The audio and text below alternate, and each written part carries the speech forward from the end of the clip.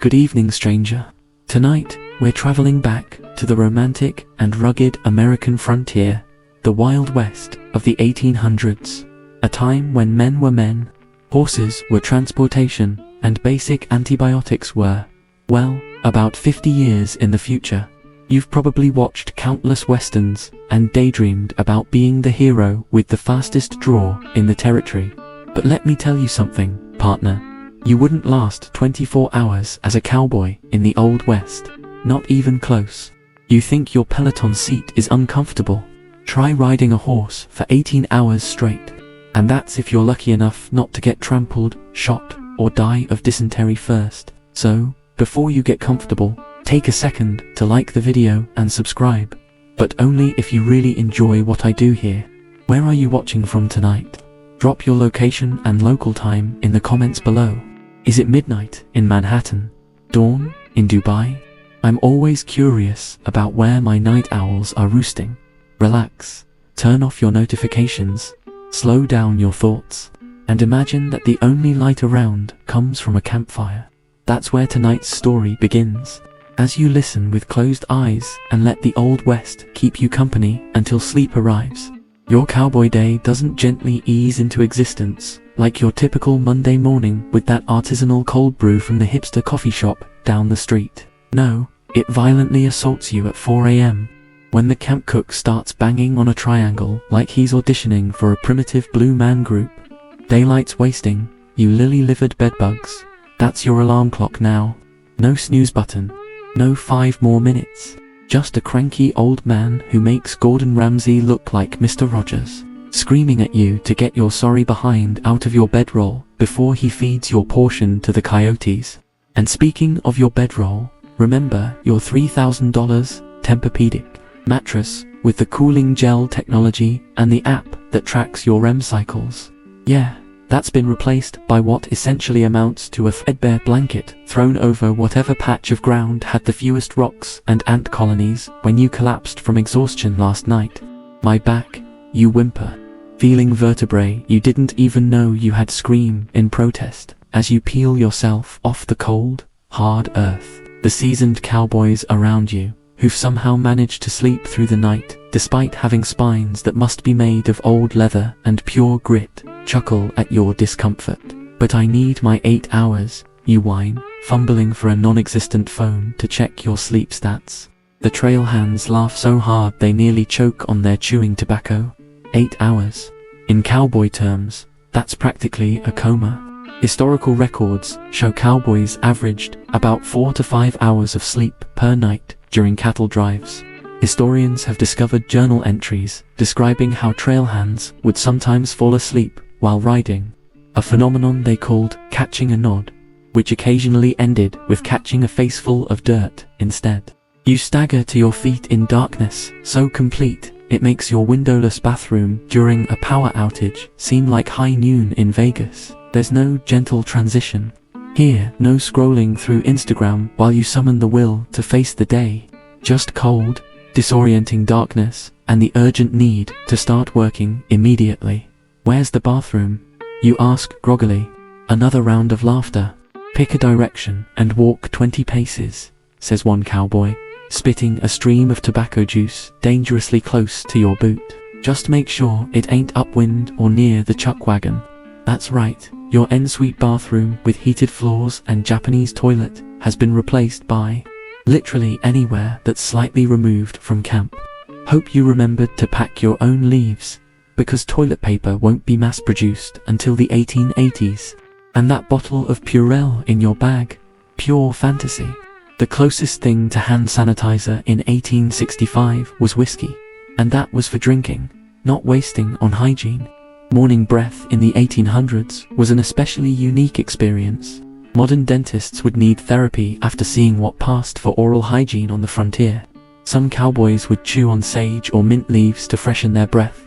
Others used a chew stick, literally just a twig with the end frayed, to scrub their teeth. One particularly weird cowboy practice involved using a mixture of charcoal and honey as toothpaste. Imagine trying that before your 9 a.m. Zoom call. You stumble back to your spot to get dressed. only to discover that getting dressed means putting on the exact same clothes you've been wearing for weeks. Your shirt stands on its own from dried sweat and dirt, less of a garment and more of an exoskeleton at this point. You give it a half-hearted shake, dislodging what you hope is just trail dust and not evidence of the small ecosystem that's likely developing in the fibers. Do cowboys ever wash their clothes? You ask, trying not to gag at your own smell. Wash, responds an old-timer, looking genuinely confused. Like in a river. When we cross one, maybe. If there's time, which there ain't. A curious fact that historians still debate. Exactly how often did cowboys bathe or change clothes? Some historical accounts suggest that during winter months, some cowboys went the entire season, November through March, without a proper bath. One journal entry from a cattle drive described the men's shirts as so stiff with sweat and dirt they could stand up and walk to the creek themselves. Your fancy Driclinoni wardrobe wouldn't just be impractical here. It would be laughable. The cook is already stoking the fire for breakfast, which actually smells surprisingly good. But don't get too excited.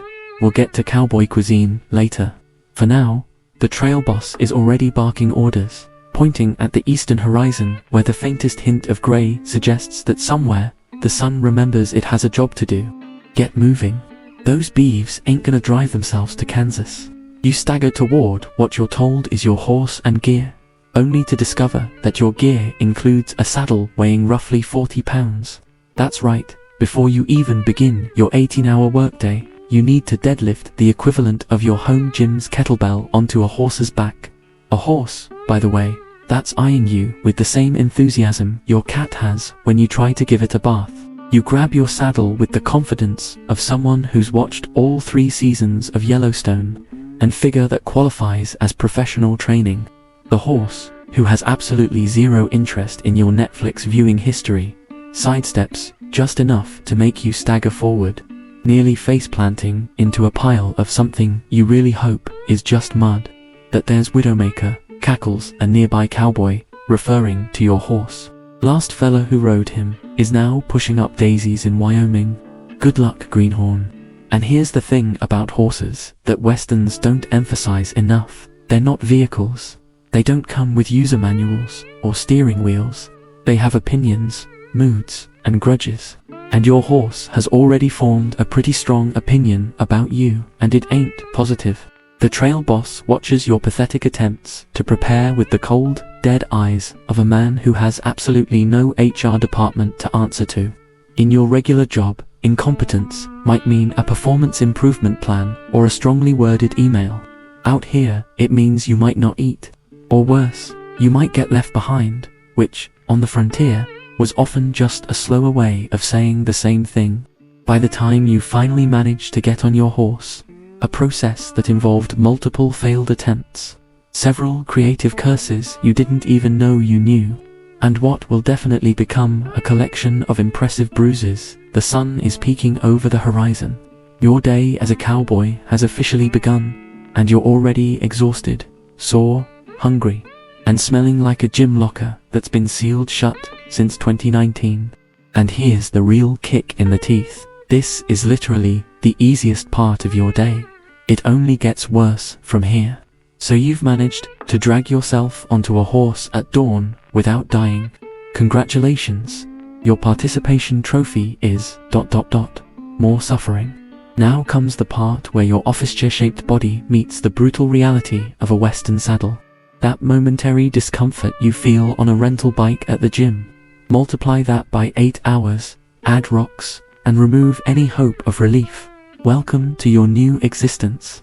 As you settle into the saddle, a term that implies far more comfort than you'll actually experience, your thighs immediately begin to register complaints.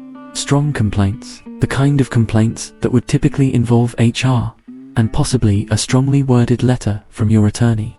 But out here, there's no one to complain to except your horse, who has approximately zero interest in your physical comfort. Doesn't this thing have padding? You ask, shifting uncomfortably on leather that feels like it was specifically designed by someone who hates human buttocks. A nearby cowboy snorts. That is the padding, Greenhorn. You'll toughen up or you'll bleed. Most do both. What Western movies conveniently forget to mention is that saddle sores were a genuine medical condition that could become seriously infected. Historical journals from trail drives describe cowboys who couldn't walk properly for days due to chafing so severe it would make modern marathon runners weep with sympathy. One particularly detailed medical account from an 1880s cattle drive described saddle sores as weeping wounds that rendered men incapable of sitting without visible agony. But the fun doesn't stop at your rear end. Oh no. Every part of your body is about to discover new and exciting ways to experience pain. Your lower back, which already complained about your ergonomic office chair with lumbar support, is now twisted into a position that makes your yoga instructor's most advanced poses look like casual lounging.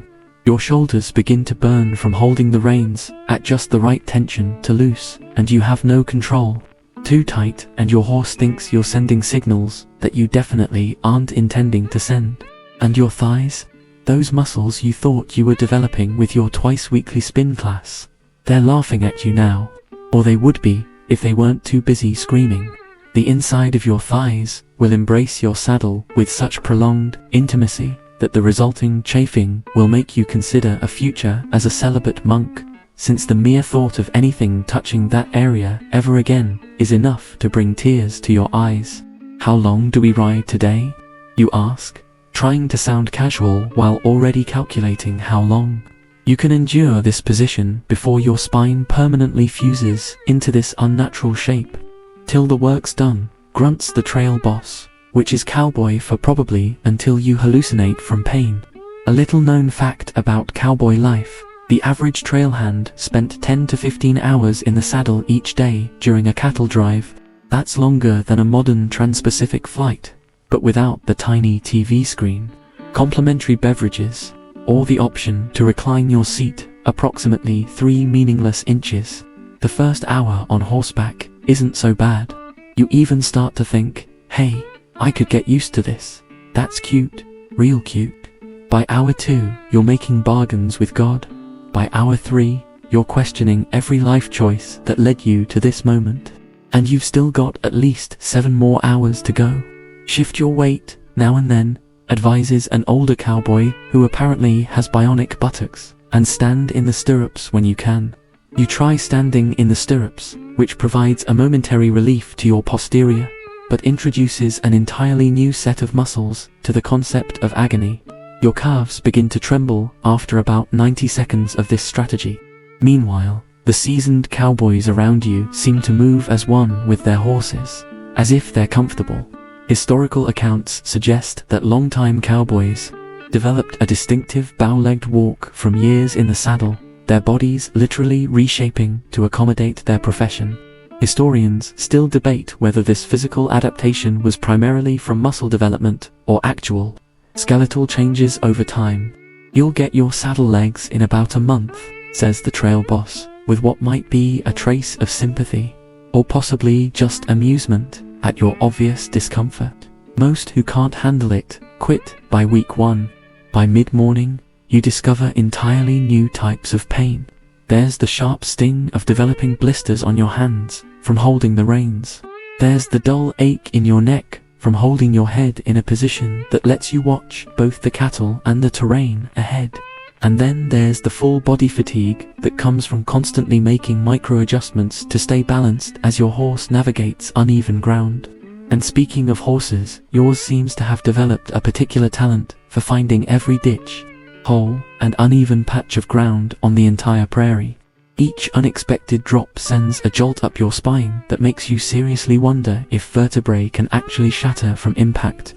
One particularly unique aspect of cowboy riding was something called posting, rising slightly in the stirrups during a trot to avoid being bounced painfully in the saddle. It's a technique that seems simple when described, but requires muscle memory and coordination that your modern body simply doesn't possess. Without this skill, each trot feels like someone is trying to separate your internal organs through vigorous shaking. Your horse stops suddenly to avoid a prairie dog hole, sending you lurching forward. You grab the saddle horn, That knob at the front, that actual cowboys seldom touched unless they were roping cattle, clinging to it like it's the last lifeboat on the Titanic. The other cowboys notice, of course. They always notice. Horn grabber? One calls out, triggering a round of chuckles. Using the horn for balance, rather than roping, was the cowboy equivalent of using the bunny slope at a ski resort while wearing full Olympic gear. It marked you as an amateur, a tenderfoot, a greenhorn, all terms that ensured you'd be assigned the worst jobs and receive the least respect around the campfire. By noon, when the group stops briefly to rest the horses, you discover something miraculous. The pain of dismounting is actually worse than the pain of riding. Your legs have forgotten how to function on solid ground. Your thighs shake like you've just completed an Ironman triathlon. And the simple act of walking becomes a bow-legged waddle that draws more snickers from the seasoned hands.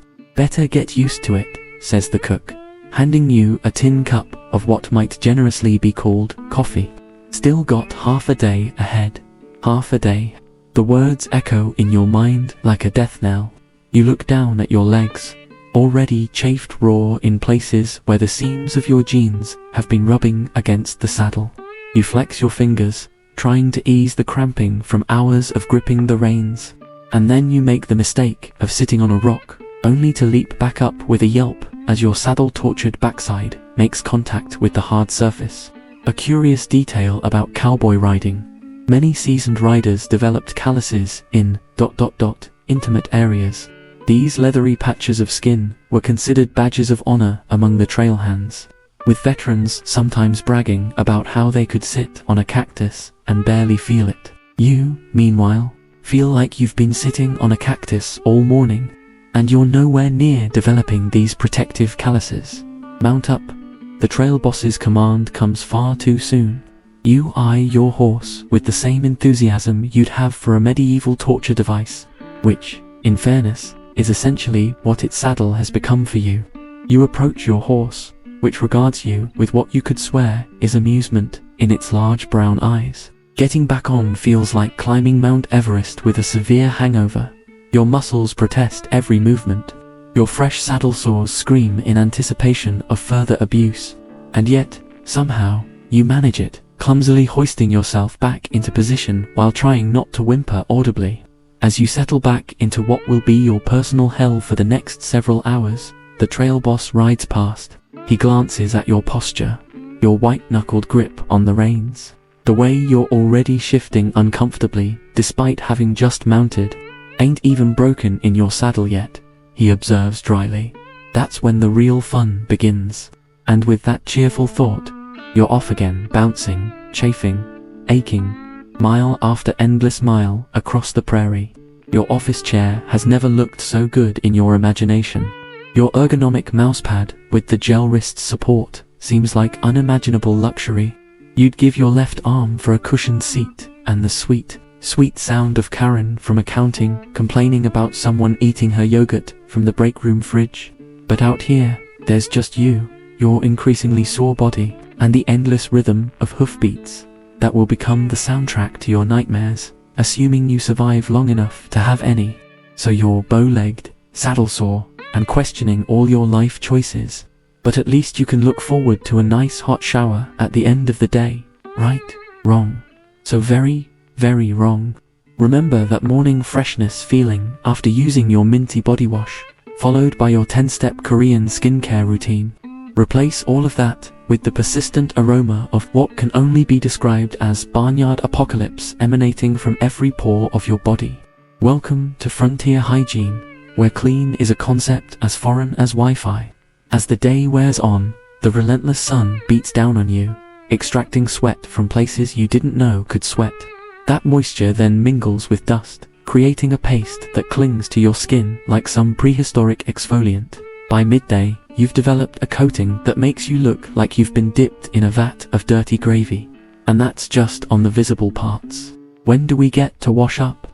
You ask the nearest cowboy, trying to sound casual while desperately dreaming of even the most disgusting gas station bathroom with its single-ply toilet paper and mysterious floor puddles. He looks at you like you've just asked when the in-flight movie begins. Wash up? You mean like a bath? The concept seems to genuinely puzzle him. Maybe when we cross the Platte River next week, if the boss allows it, and if there ain't Indians around. Next week. You try to process this information while your underwear, which has now transformed into something that could probably stand up on its own, chafes against parts of you that have already suffered enough today. One particularly revolting historical fact: cowboys often wore the same underwear for months at a time during long cattle drives. When underwear became too filthy even by their standards, some would wear them inside out for another few weeks before considering them unwearable.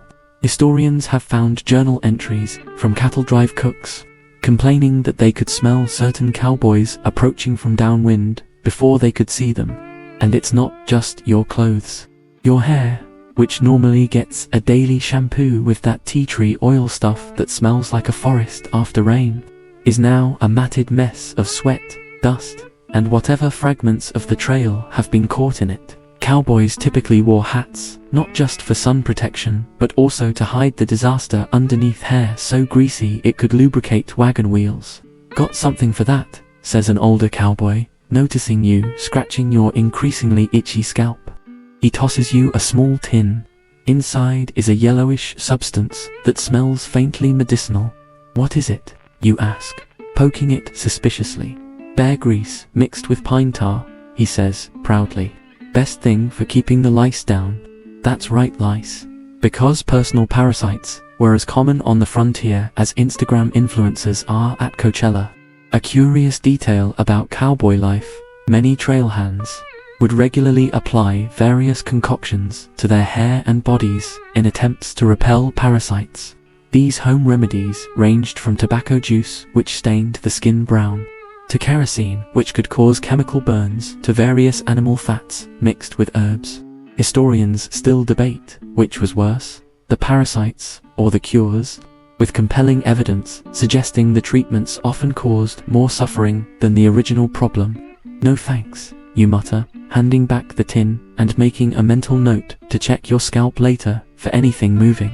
The old cowboy shrugs and applies a generous dollop to his own head, working it in with the casual indifference of someone who lost his sense of smell sometime during the Buchanan administration. By evening, when the trail boss finally calls for making camp, your body odor has evolved to the point where it could qualify as a new species. You catch a whiff of yourself and gag slightly. The amazing thing is, no one else seems to notice or care. The entire camp smells like a potent blend of unwashed men, manure, wood smoke, and whatever died in the cook's beard. "River's about half a mile yonder," says the cook, jerking his thumb toward a line of distant trees while stirring a pot of something that might be food. "Fetch water for the coffee." You practically sprint in that direction, dreams of at least rinsing off the top layer of grime propelling you forward. When you reach the river, you discover it's more of a muddy creek, with water the color of weak coffee. Still, it's wet, and that's something. You glance around to ensure privacy. Not because nudity was taboo among cowboys, it decidedly wasn't, but because you're still holding onto some shreds of modern dignity. Seeing no one, you strip down to your underwear, wade in, and immediately regret all your life choices as the cold water hits your sun-baked skin. But the real horror begins when you try to actually get clean. You have no soap, no washcloth, no shampoo, just water and your increasingly pruny hands. You do your best, scrubbing at the grime, but it's like trying to clean an oven with a tissue. The dirt has bonded with your skin on a molecular level. You're essentially trying to remove a bad spray tan with creek water. A particularly interesting fact: cowboys who did attempt to bathe often used sand as a scrubbing agent when soap wasn't available. They would literally rub themselves raw with gritty riverbank sand in an attempt to remove accumulated filth. Some historical accounts describe skin so abraded by this practice that it would bleed, creating perfect conditions for infections in an era before antibiotics. After your futile attempt at bathing, you trudge back to camp with your bucket of water, feeling marginally less disgusting, but still far from what any modern person would consider clean. Your teeth, which haven't seen a toothbrush in days, feel like they're wearing tiny sweaters. Your breath could probably drop a small animal at 20 paces. You smell like a daisy, mocks one cowboy as you return. Don't go getting too clean. Trail boss might mistake you for a tenderfoot. The others laugh, their teeth varying shades of yellow and brown, some with gaps where dental care came too late or not at all. In your modern life, dental hygiene includes electric toothbrushes with pressure sensors, minty floss, and those little interdental brushes your dentist guilts you into buying. On the frontier, dental care often consisted of using a twig with frayed ends as a toothbrush, or rubbing salt or baking soda on the teeth with a finger. Some cowboys carried toothsticks made of fragrant woods that they would chew to freshen their breath. Others simply accepted that their teeth would eventually rot and fall out as an inevitable part of aging. Historians still argue about the average lifespan of teeth on the frontier.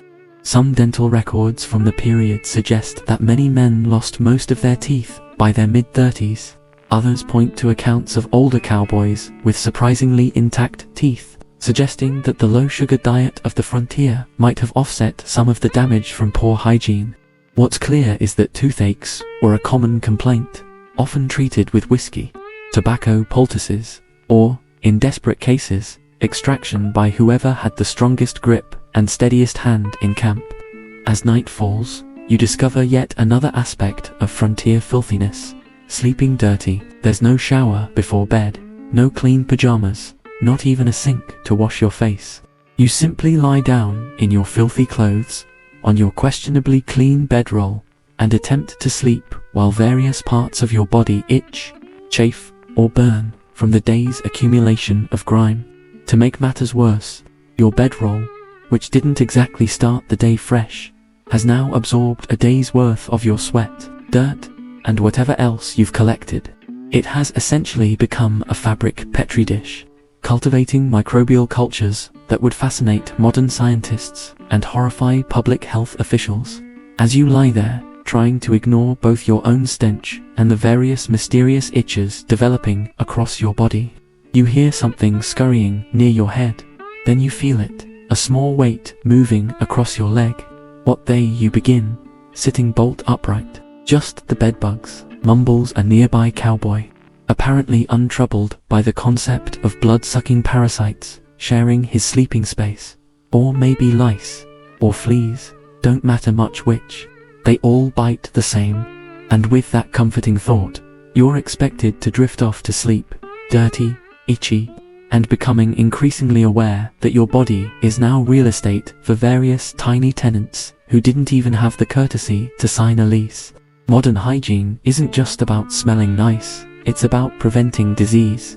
Out here, with no antibacterial soap, no daily shower, not even a wet wipe to your name, you're basically a walking biohazard. That small cut on your hand from this morning, it's already turning an interesting shade of red, throbbing with what's probably the frontier version of this needs immediate medical attention, but all you're going to get is some whiskey poured on it, and maybe a dirty bandana as a bandage.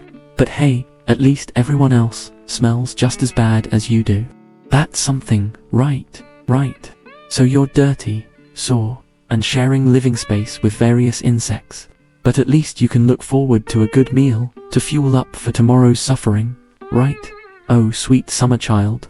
The frontier breakfast experience is about to make your worst airplane meal seem like a 5-star dining experience.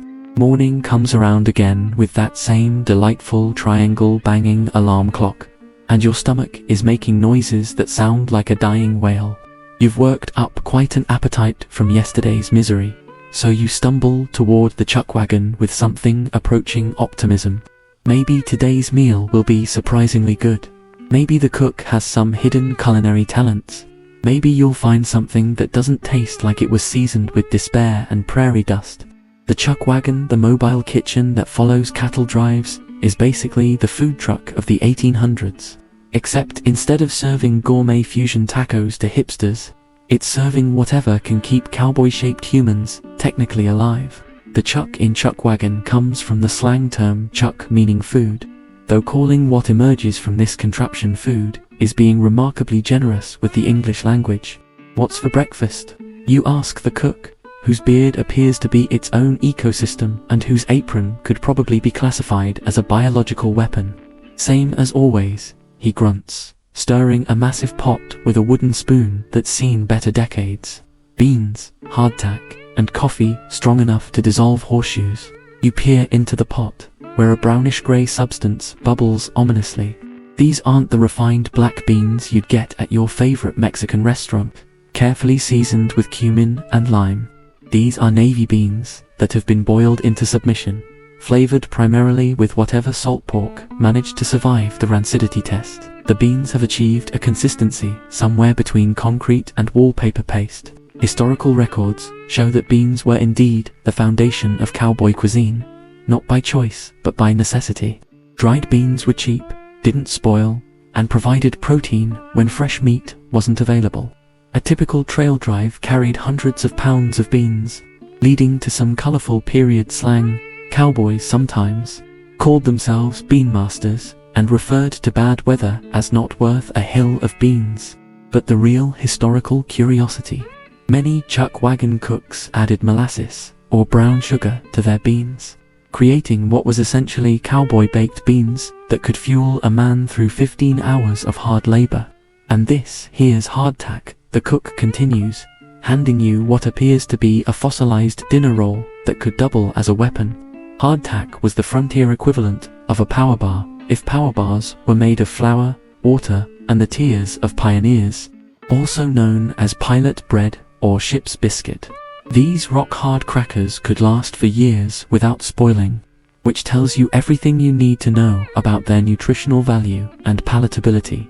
You bite into the hardtack and immediately understand why cowboys sometimes called it tooth dullers or worm castles. The texture is reminiscent of chewing on compressed sawdust, and it has roughly the same flavor profile. Worse, these particular specimens appear to be home to small weevils, tiny beetles that have made your breakfast their personal condominium complex. Got some extra protein in yours? Observes a nearby cowboy, noticing you staring in horror at the small insects emerging from your cracker. That's good eating. Waste not, want not. This is not a joke. Cowboys routinely ate weevil-infested hardtack because throwing it away meant going hungry, and going hungry on the trail meant weakness, and weakness meant death. Historians have found diary entries describing cowboys who would bang their hardtack against rocks to shake out the larger insects before eating, but smaller ones were simply considered bonus nutrition. One particularly detailed account from an 1870s cattle drive described hardtack so infested that it moved on its own. When placed on the plate, the coffee, and I used that term in the loosest possible sense, appears to be strong enough to strip paint from furniture. Cowboys prided themselves on coffee that could float a horseshoe, meaning it was so thick and strong that metal objects wouldn't sink in it. The cook achieves this consistency by boiling coffee grounds with water until the resulting liquid has the viscosity of motor oil and the caffeine content of a modern energy drink factory explosion. Drink up, encourages the cook, handing you a tin cup filled with this tar-like substance. Puts hair on your chest and dissolves kidney stones. You take a tentative sip and immediately understand why cowboys had such short life expectancies. This isn't coffee. It's a chemical weapon disguised as a beverage. Your taste buds stage an immediate revolt, and your esophagus sends urgent messages to your brain questioning whether you've accidentally consumed industrial solvent. But here's the thing about cowboy coffee: it was often the only source of clean liquid available. The alkali water found in many frontier streams could cause severe digestive distress, sometimes called prairie quickstep, or the Scour's frontier euphemisms for explosive diarrhea. Boiling water for coffee killed bacteria and parasites, making it safer to drink than straight water. So this assault on your palate was actually a public health measure, albeit one that tasted like it had been filtered through a horse blanket. "Ain't you eating?"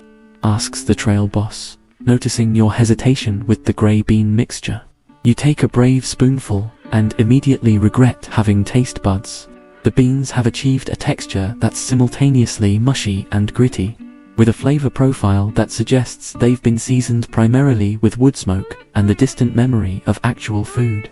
The salt pork mixed in provides occasional chunks of fat that squish unpleasantly between your teeth. Historians still debate the nutritional adequacy of the typical cowboy diet. Some argue that the combination of beans, salt pork, and hardtack provided sufficient protein and calories for the demanding physical work of cattle driving. Others point to documented cases of scurvy, rickets, and other nutritional deficiency diseases among frontier workers as evidence that the diet was severely lacking in essential vitamins and minerals. What's certain is that fresh vegetables and fruits were rare luxuries, leading to health problems that modern cowboys would find shocking. "Sometimes we get fresh meat," says a fellow cowboy, noticing your obvious struggle with breakfast. "When we slaughter a steer, or if someone shoots some game." The mention of fresh meat briefly lifts your spirits until you realize that fresh on the frontier doesn't mean what it means in your modern world of refrigerated meat cases and expiration dates. Frontier fresh meat was whatever had been killed recently enough that it hadn't started moving on its own yet. With no refrigeration, meat spoilage was a constant concern. Cowboys developed various preservation methods, including making jerky by cutting meat into strips and drying it in the sun, often with the assistance of every flying insect within a 50-mile radius. A particularly unsettling historical detail: chuck wagon cooks often had to trim mold, maggots, and other signs of decomposition from salt pork before adding it to meals. This wasn't considered unusual or particularly concerning, it was just part of frontier food preparation. The attitude was essentially cut off the bad parts and eat the rest, which would horrify modern food safety inspectors, but was simply reality when your nearest grocery store was several hundred miles away and wouldn't be built for another 50 years. After choking down your portion of beans and managing to soften your hardtack enough to consume without breaking any teeth, you sit back with your cup of industrial-strength coffee, feeling like you've just eaten a meal prepared by someone who actively hates the concept of human enjoyment. "Fills the belly," observes the cook philosophically, apparently proud of his culinary creation that could probably be used to patch leaks in wagon wheels. And that's really the point of frontier cooking. It's not about pleasure or nutrition or even basic palatability. It's about consuming enough calories to keep working, about getting enough protein to maintain muscle mass for the brutal physical demands ahead, about eating food that won't immediately kill you so that something else can kill you later. Your breakfast sits in your stomach like a brick made of regret and bean paste. You look around at the other cowboys who are finishing their portions with the resigned efficiency of men who gave up on the concept of enjoyable food. Somewhere around the Cleveland administration, this is your new normal: meals that taste like they were designed by committee to be as punishing as possible while still technically qualifying as edible. But the most depressing part: this was actually one of the better meals you'll have on the trail. Wait until dinner, when the ingredients have had all day to achieve new levels of questionable freshness under the prairie sun. "Mount up," calls the trail boss, signaling the end of breakfast and the beginning of another day of suffering. These cattle ain't gonna drive themselves. And off you go, belly full of beans and regret, ready to bounce on your saddle for another 18 hours while your body slowly processes what can only generously be called sustenance. Your Starbucks Pike Place with oat milk foam art has never seemed so impossibly luxurious. So you've gagged down your breakfast of despair and mounted your horse of torture, thinking surely the day can't get much worse. Then Mother Nature decides to remind you that she has absolutely zero interest in your comfort, your survival, or your carefully curated, climate-controlled lifestyle back home. The morning starts deceptively pleasant, cool air, gentle breeze, the kind of weather that makes you think, hey, this outdoor life isn't so bad after all. That's your first mistake. Thinking positively about frontier weather is like trusting a politician's campaign promises. It's going to end badly, and you should have known better.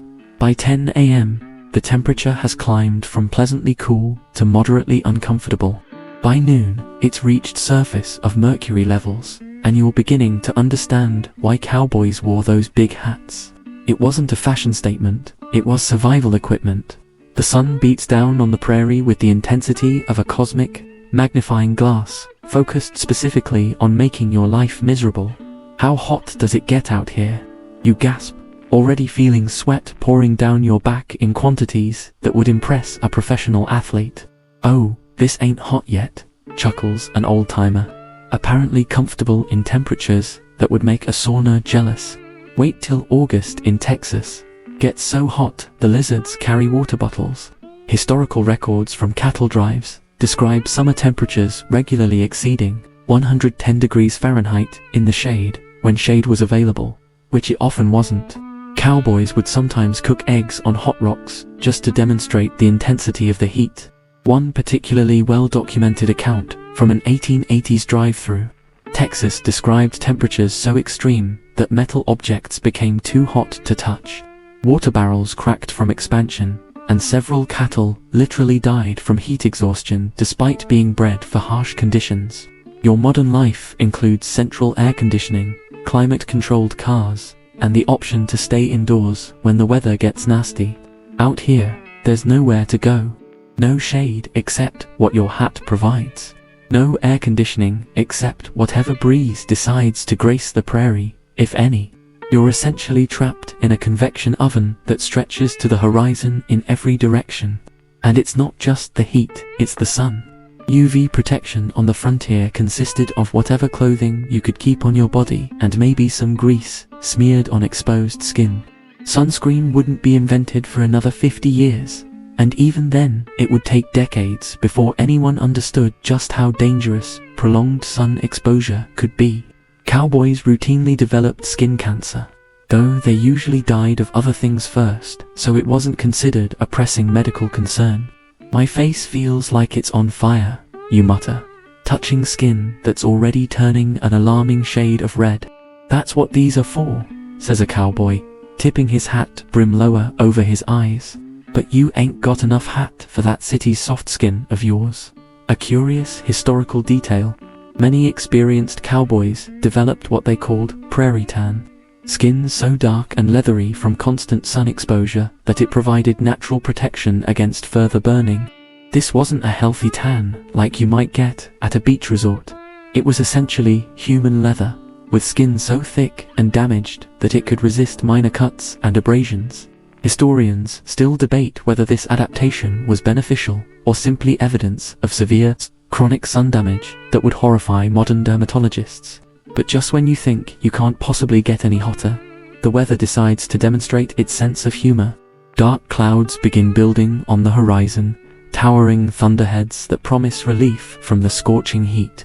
You actually feel a moment of hope. Maybe it'll rain and cool things down. "Storm coming," observes the trail boss, scanning the sky with the expression of a man who's seen this movie before and knows how it ends. Big one. Within 30 minutes, the temperature drops 40 degrees. Just like that, your sweat-soaked shirt, which moments ago felt like wearing a wet oven mitt, suddenly becomes a freezing torture device. The wind picks up, driving dust into every exposed orifice and making your eyes water.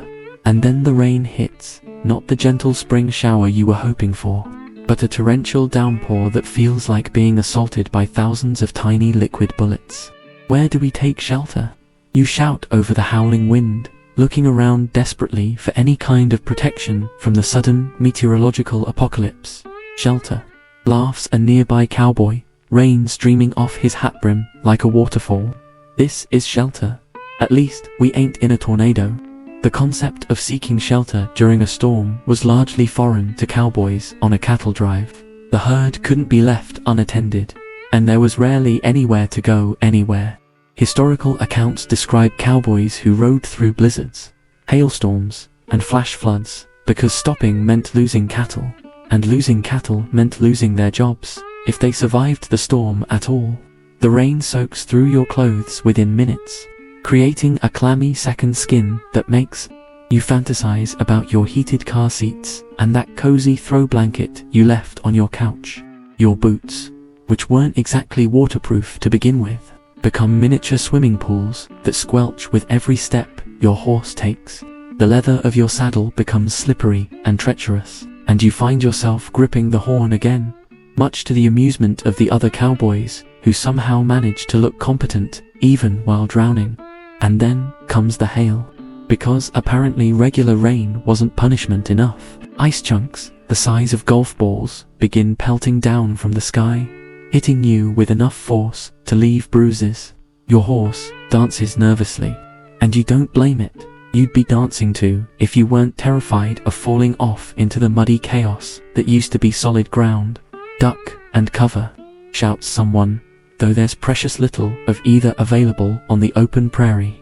Historians have documented hailstorms so severe they killed cattle and knocked cowboys unconscious. One famous account from an 1870s drive describes hailstones, the size of chicken eggs, that left permanent dents in chuckwagon pots and pans.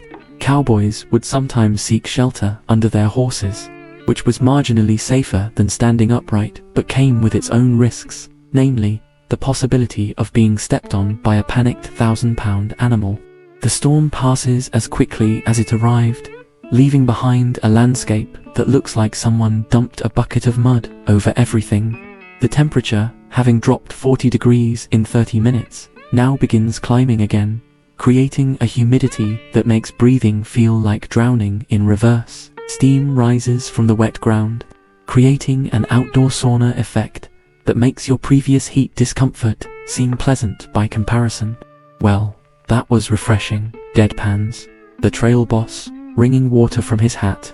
His sarcasm game is strong enough to survive frontier weather, which is honestly impressive. Your clothes cling to you like they're trying to become one with your skin.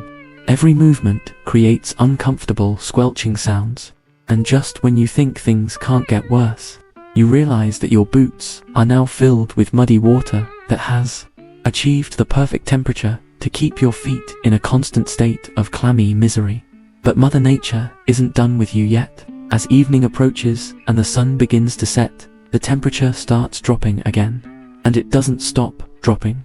What was blazing heat 12 hours ago becomes bitter cold that cuts through your wet clothes like they're made of tissue paper. Gets cold at night out here, mentions a cowboy, as if this is helpful information rather than an observation of the obvious. Sometimes drops 50 degrees or more between day and night. 50 degrees. Your thermostat at home complains if the temperature varies by more than 2 degrees from your preferred setting. Out here, you're experiencing temperature swings that would be considered extreme climate phenomena in your normal life, and it's just Tuesday on the prairie. Historical records show that rapid temperature changes were one of the most dangerous aspects of frontier weather. Cowboys could literally experience temperatures ranging from over 100 degrees during the day to below freezing at night. This extreme variation contributed to illness, exhaustion, and death among trailhands who couldn't adjust quickly enough to the dramatic changes. Historians still debate exactly how many cowboy deaths were directly attributable to weather-related stress versus other frontier dangers, but contemporary accounts suggest that exposure was a constant threat. As you huddle around the campfire that evening, steam rising from your damp clothes, you realize that your central heating and air conditioning weren't just modern conveniences. They were life-saving technology that kept you from experiencing the full fury of weather in its unfiltered, unforgiving form. The fire provides a small circle of warmth, but step 3 feet away from it and you're back in the realm of bone-chilling cold that makes your teeth chatter. Like a novelty wind-up toy, you rotate slowly like a human rotisserie, trying to dry different sections of your clothing while keeping some part of your body marginally warm. Tomorrow's supposed to be hot again, mentions the cook, stirring his pot of questionable stew, probably back up to 110 or so. And there it is, the cycle starts again tomorrow. Heat that would make Satan sweat, followed by storms that Noah would consider excessive, followed by cold that would make a penguin reach for a sweater. All in a single day, repeated over and over for months at a time. Your smartphone weather app, with its 5-day forecast and hourly temperature updates, has never seemed so impossibly sophisticated. Neither has your climate-controlled house, your heated car, or even that basic umbrella you always forget to bring when it's actually raining. Out here, you are completely at the mercy of weather that changes faster than a teenager's mood and hits harder than reality TV drama. And tomorrow, you get to do it all over again. So you're sunburned, soaked, frozen, and slowly developing the complexion of a leather handbag. But at least you're safe from any real danger, right? After all, what could possibly threaten you out here in this peaceful, serene wilderness? Well, buckle up, Buttercup, because practically everything with teeth, claws, or venom is about to introduce itself to your delicate, modern sensibilities. You're just settling into the rhythm of miserable weather and questionable meals when you hear it. A low, rumbling sound that makes your horse's ears prick up like satellite dishes, scanning for incoming threats. It's not thunder. Thunder you could handle. This is something much worse. The sound of something large, carnivorous, and probably very interested in what you might taste like. What's that noise? You whisper, suddenly very aware of how exposed you are sitting on a horse in the middle of nowhere. Grizzly, says the trail boss matter-of-factly, like he's commenting on the weather. Big one, by the sound of it. Maybe 800 pounds, maybe more. 800 pounds. Your brain struggles to process this information. The largest predator you've encountered in your normal life was probably your neighbor's aggressive chihuahua, and even that scared you enough to cross the street. Now you're facing a creature that could literally eat you for breakfast and still have room for the horse you rode in on. Historical accounts from cattle drives describe grizzly bears that stood over 9 feet tall on their hind legs and weighed up to 1,200 pounds, roughly the size of a small car with anger management issues and 4-inch claws. These weren't the relatively small black bears you might see in modern national parks. These were prehistorically cawing monsters that could run 35 miles per hour, climb trees, and had absolutely no fear of humans.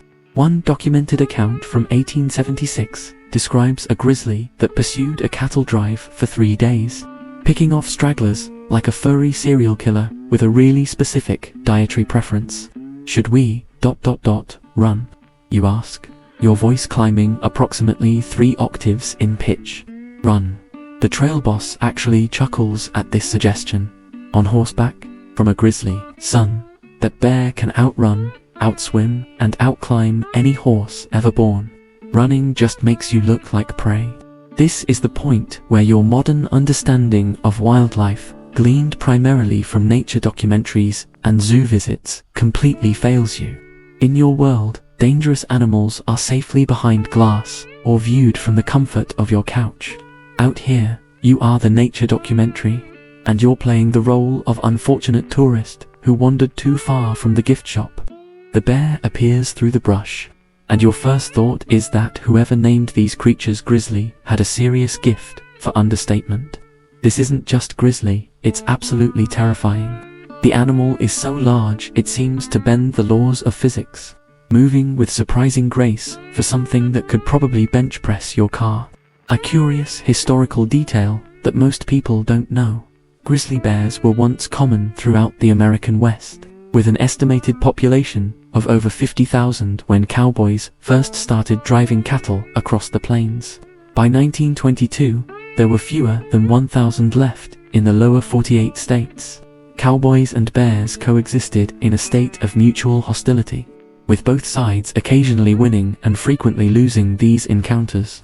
Historians still debate whether more cowboys were killed by bears or more bears were killed by cowboys, but contemporary accounts suggest the relationships were ... complicated. Just stay calm, advises a nearby cowboy, which is excellent advice that's completely impossible to follow when facing a creature that looks like it was specifically designed by evolution to turn humans into bite-sized snacks. Don't make eye contact, don't run, don't scream. Basically, don't do anything that looks like what you're doing right now. The bear sniffs the air, its massive head swiveling in your direction. You try to remain calm, but your body has other ideas. Your hands are shaking so violently you can barely hold the reins. Your heart is beating so fast, it's practically humming. And your bladder has apparently decided this would be an excellent time to remind you of its existence. But bears aren't the only wildlife trying to kill you out here. The very ground beneath your horse's hooves is crawling with rattlesnakes, creatures that God apparently designed after watching too many horror movies and deciding that regular snakes needed a built-in alarm system to make them even more terrifying. "Watch for snakes," mentions a cowboy casually, as if this is helpful information rather than a statement of the blindingly obvious. "Rattlers are thick around here. Lost a horse to one last week." Rattlesnakes were so common on cattle drives that many cowboys developed what they called snake sense, an almost paranormal ability to detect the presence of venomous reptiles before stepping on them.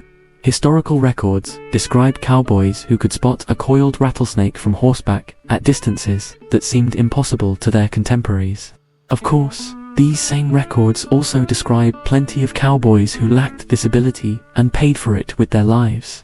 Since antivenom wouldn't be developed for another several decades, the sound of a rattlesnake's warning is something that bypasses your rational brain and speaks directly to some primitive survival instinct you didn't even know you possessed. It's a sound that says, in no uncertain terms, whatever you're thinking about doing, don't. Unfortunately, when you're on horseback and the snake is somewhere in the grass beneath you, don't isn't really an option. Your horse suddenly shies, dancing sideways with enough violence to rearrange your internal organs. There, coiled in the sparse grass, not 3 feet away, is a diamondback rattlesnake, thick as your arm and sporting an attitude that suggests it's having an even worse day than you are. "Don't let your horse step on it," advises the same unhelpfully obvious cowboy. Snake gets hold of a horse's leg, that's a dead horse, and a dead horse means you're walking. And walking in rattlesnake country is ...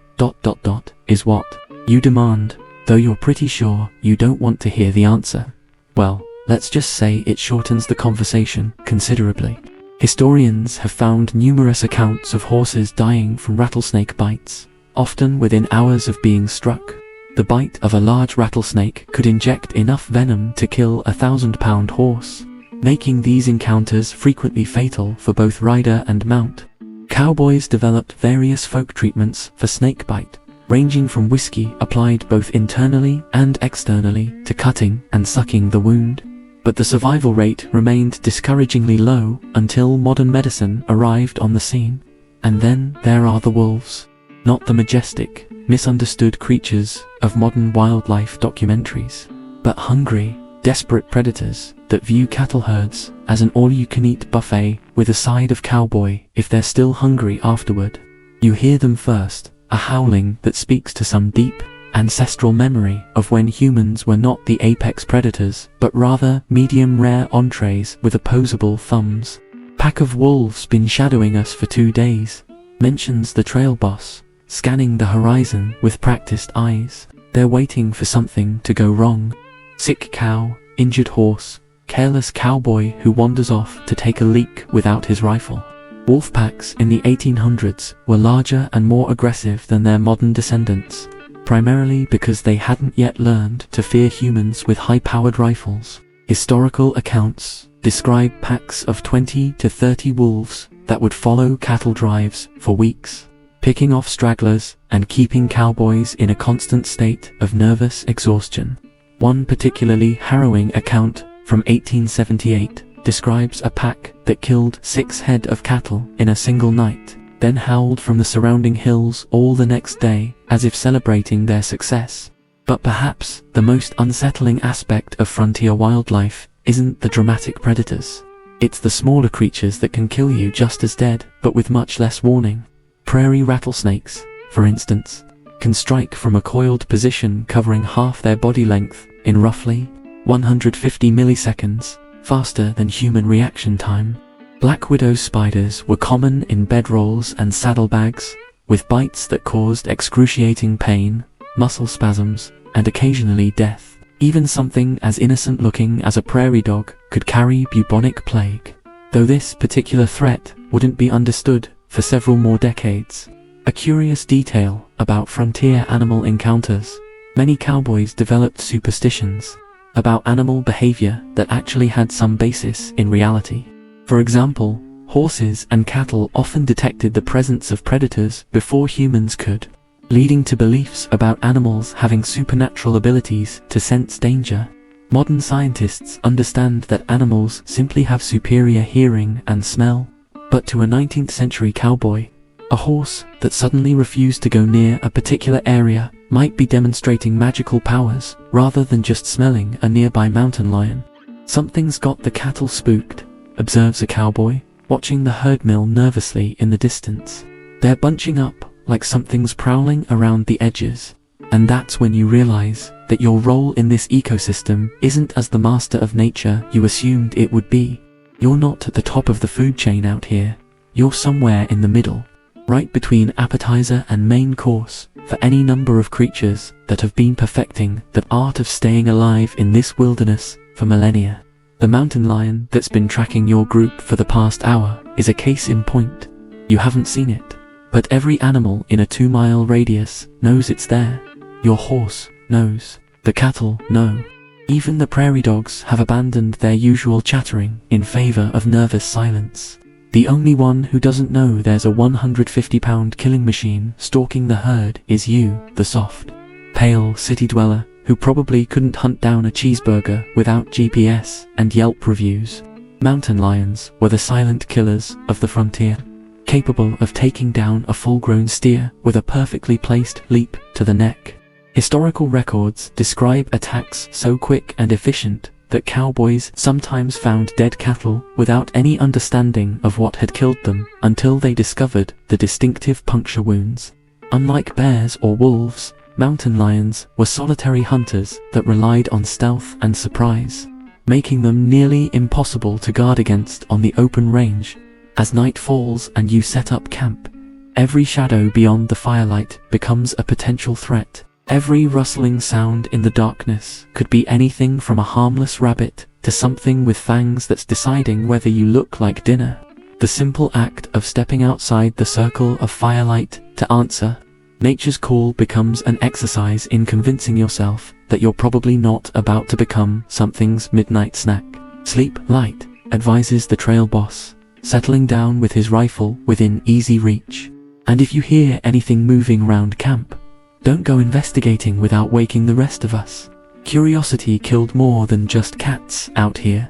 And as you lie down in your bedroll, surrounded by the sounds of a wilderness that's absolutely teeming with creatures that view your presence as either an opportunity or an annoyance, you begin to understand that Disney seriously misrepresented the relationship between humans and nature.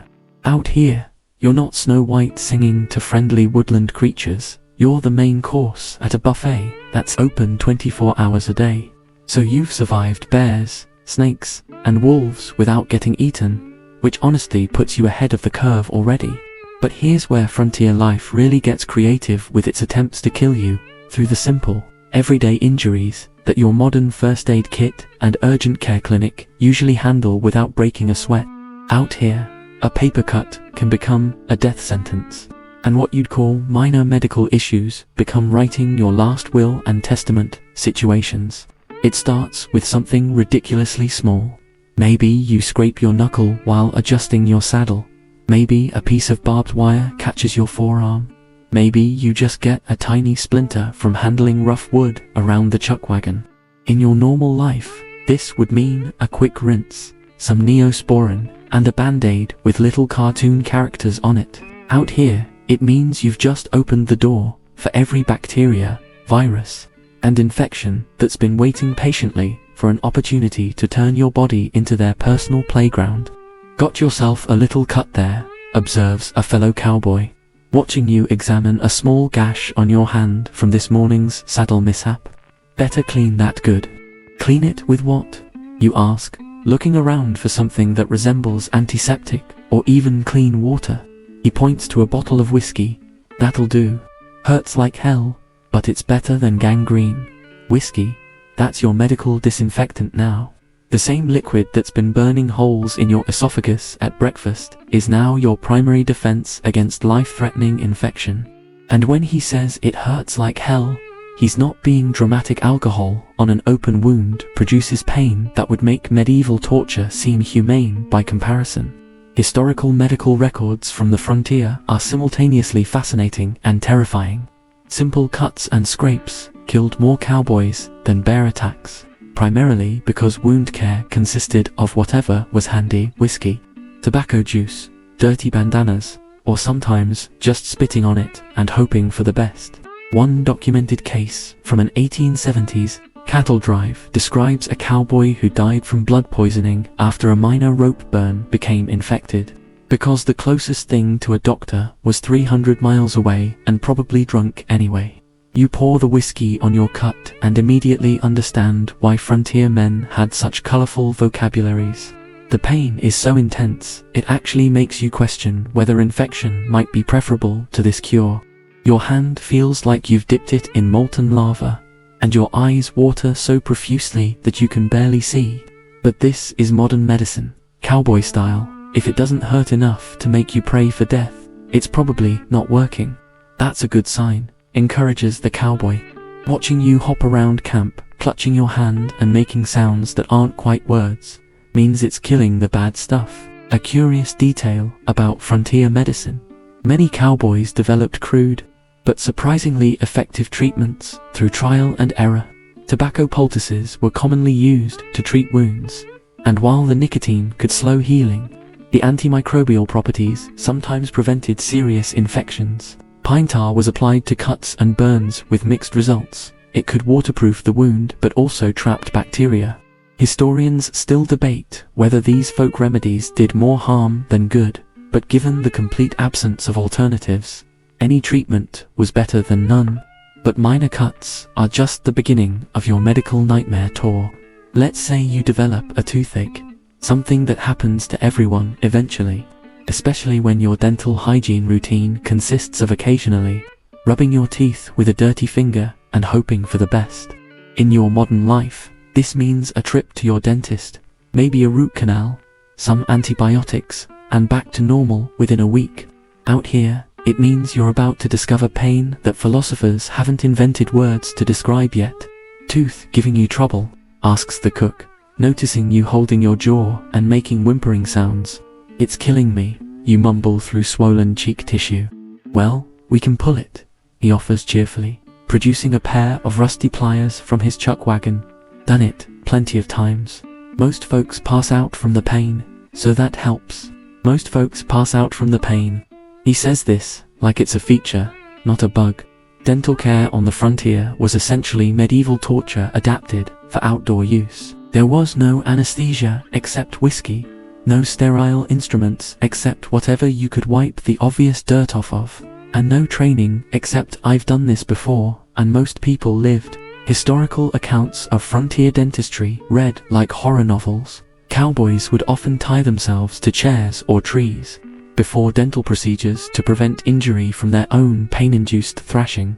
One particularly detailed journal entry from 1879 describes a tooth extraction that took 3 men to hold the patient down and required so much whiskey for pain management that the patient spent the next 2 days unconscious. The dentist in question was the local blacksmith, whose primary qualification was that he had steady hands and strong arms. "Maybe I'll just live with the pain," you suggest, eyeing those pliers with the same enthusiasm you'd have for volunteering to be struck by lightning. "Suit yourself," shrugs the cook. "But when that tooth rots and the infection spreads to your brain, don't come crying to me." Well, you won't be able to anyway, on account of being dead. And that's the thing about frontier medicine. It's not really about healing, so much as it's about choosing which horrible option is slightly less likely to kill you immediately. Tooth pain versus brain infection, alcohol disinfection versus gangrene, risk of bleeding to death versus risk of dying slowly from internal injuries. Let's say you're unlucky enough to break a bone. Maybe your horse steps in a prairie dog hole and throws you. Or maybe you just trip over your own feet because you're exhausted and malnourished. In your regular life, this means x-rays, proper casting, pain medication, and physical therapy. Out here, it means someone who may or may not have ever seen a broken bone before is going to set it using techniques passed down through oral tradition and wishful thinking. "Looks broke," observes the trail boss, examining your obviously misshapen arm with the clinical detachment of someone evaluating livestock. We'll splint it up and see if it heals straight. See if it heals straight. Not make sure it heals properly or follow proper medical procedures. Just ... see what happens. Like you're a science experiment in bone repair, conducted by people whose medical training consists of having observed other people's failed bone repair attempts. The splinting process involves whatever straight objects are available. Often pieces of wood from the chuck wagon. Sometimes strips of metal from broken equipment, tied on with strips of leather or cloth. There's no padding, no consideration for circulation, and definitely no pain management. Beyond more of that whiskey that's becoming your closest friend and your worst enemy simultaneously. Historians have found skeletal remains from the frontier era showing numerous bone breaks that healed improperly, creating permanent disabilities that would be easily preventable today. Cowboys often developed distinctive gaits from leg bones that mended crookedly, leading to lifelong pain and mobility issues. One archaeological study of a cowboy cemetery found that nearly 60% of the remains showed evidence of poorly healed fractures, some so severe they would have left the individual permanently disabled. But perhaps the most terrifying aspect of frontier medicine is what happens when you get seriously sick, not injured, but actually ill with something that requires more than whiskey and prayer. Dysentery, typhoid, cholera, pneumonia, diseases that modern antibiotics knock out in a few days, become death sentences when your medical arsenal consists of folk remedies and desperate improvisation. "You're looking a mite peaked," comments a cowboy, noticing that you've developed a fever and stomach cramps that suggest something more serious than too much trail coffee. "I think I might be sick," you admit, feeling waves of nausea that have nothing to do with the morning's questionable breakfast. "Well, don't die on us," he says, with what might be concern or might just be practical consideration. "We ain't got time for a proper burial." A curious but grim historical detail.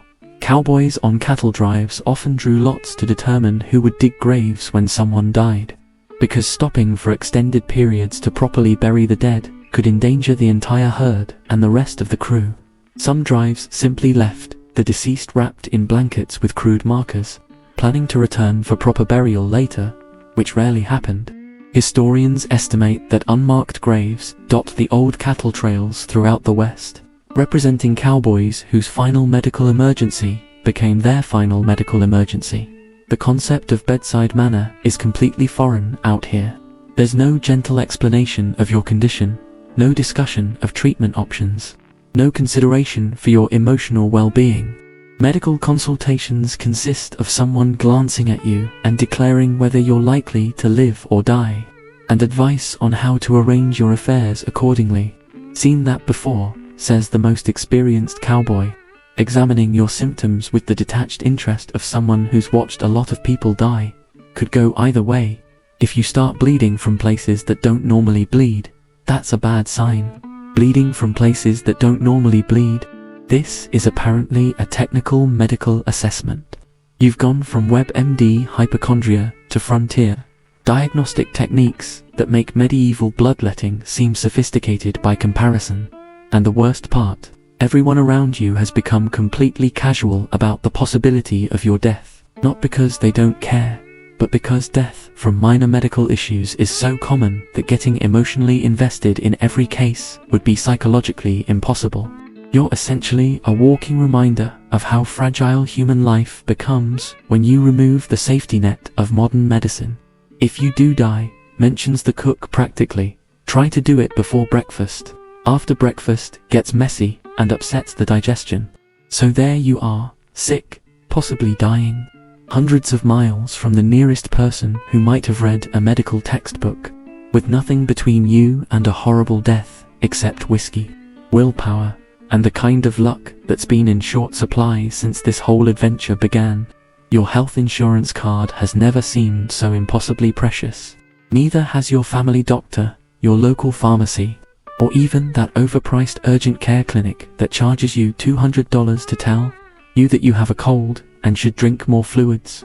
Out here, drinking more fluids means hoping that whatever water you can find won't give you cholera, and that's on a good day. So you're injured, possibly infected, and one bad meal away from dysentery.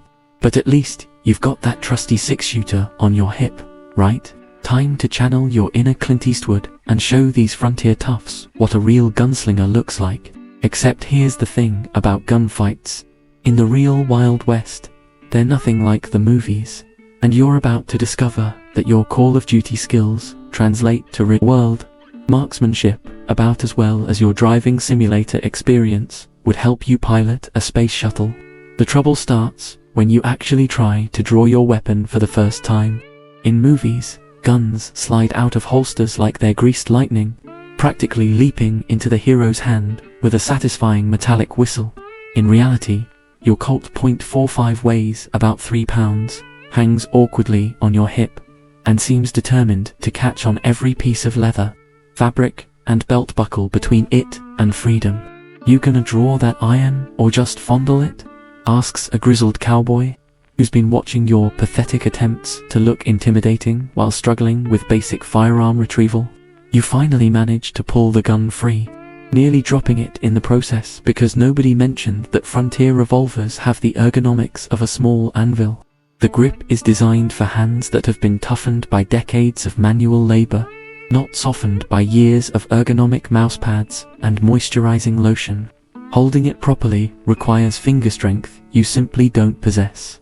Historical records show that the iconic fast-draw gunfight is largely a Hollywood invention.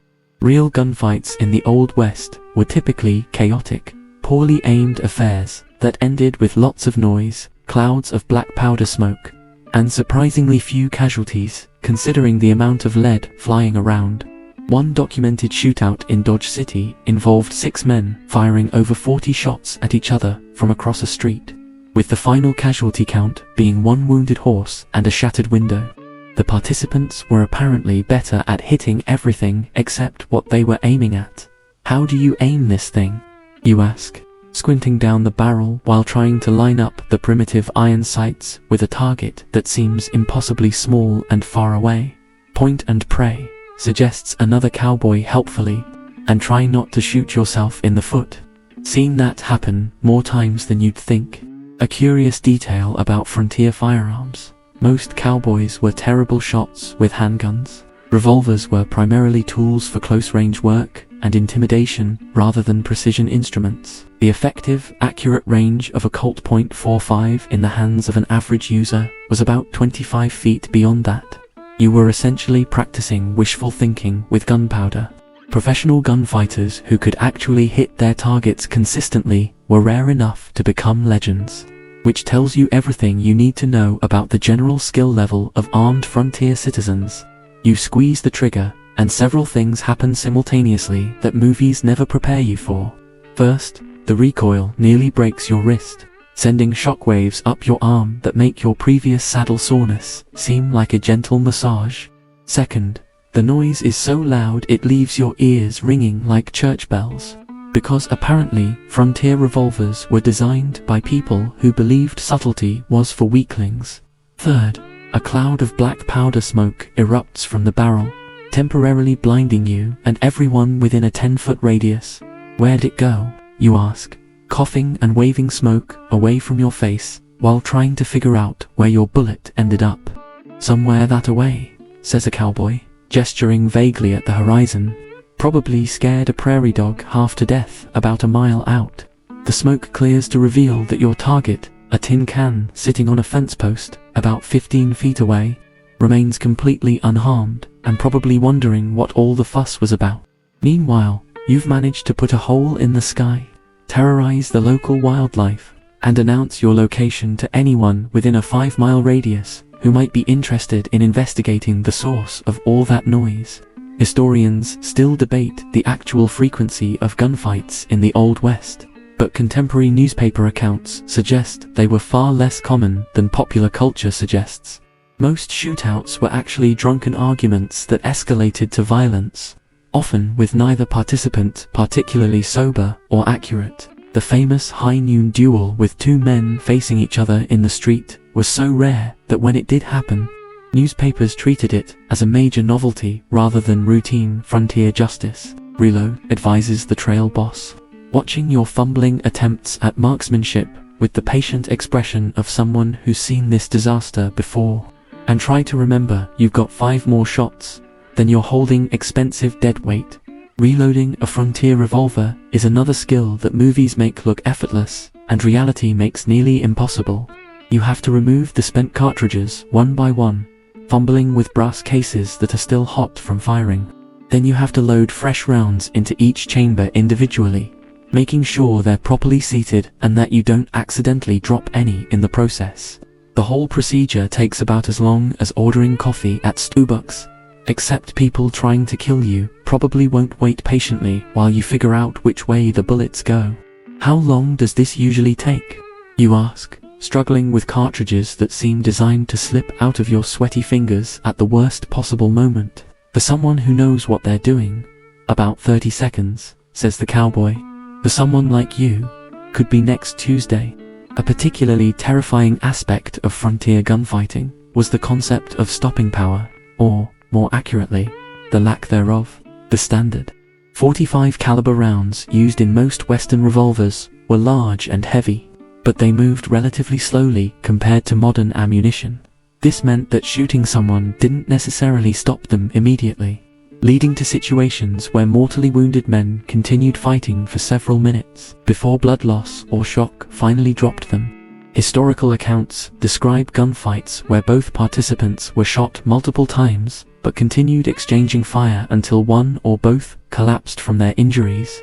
You finally manage to reload your weapon and decide to try again, this time with a larger target and considerably lower expectations. The barn door should be easy enough to hit. It's roughly the size of your garage door back home, and it's not moving or shooting back. You aim carefully, take a deep breath like they do in movies, and squeeze the trigger with grim determination. The same violent recoil, the same thunderous noise, the same choking cloud of smoke. When it clears, you discover that you've managed to hit the barn, sort of. Your bullet punched through the wood about 3 feet from where you were aiming, which represents a significant improvement over your previous attempt, but wouldn't exactly qualify as marksmanship. Not bad for a greenhorn, says a cowboy with what might be encouragement, or might be sarcasm. You hit something made by humans, anyway.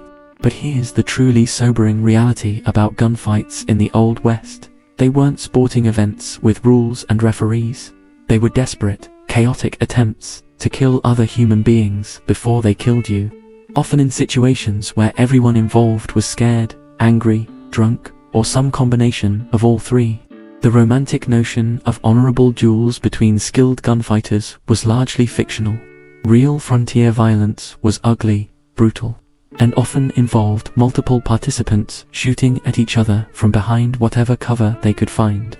Most gunfights ain't about who's fastest, explains an older cowboy who's obviously seen more than his share of violence.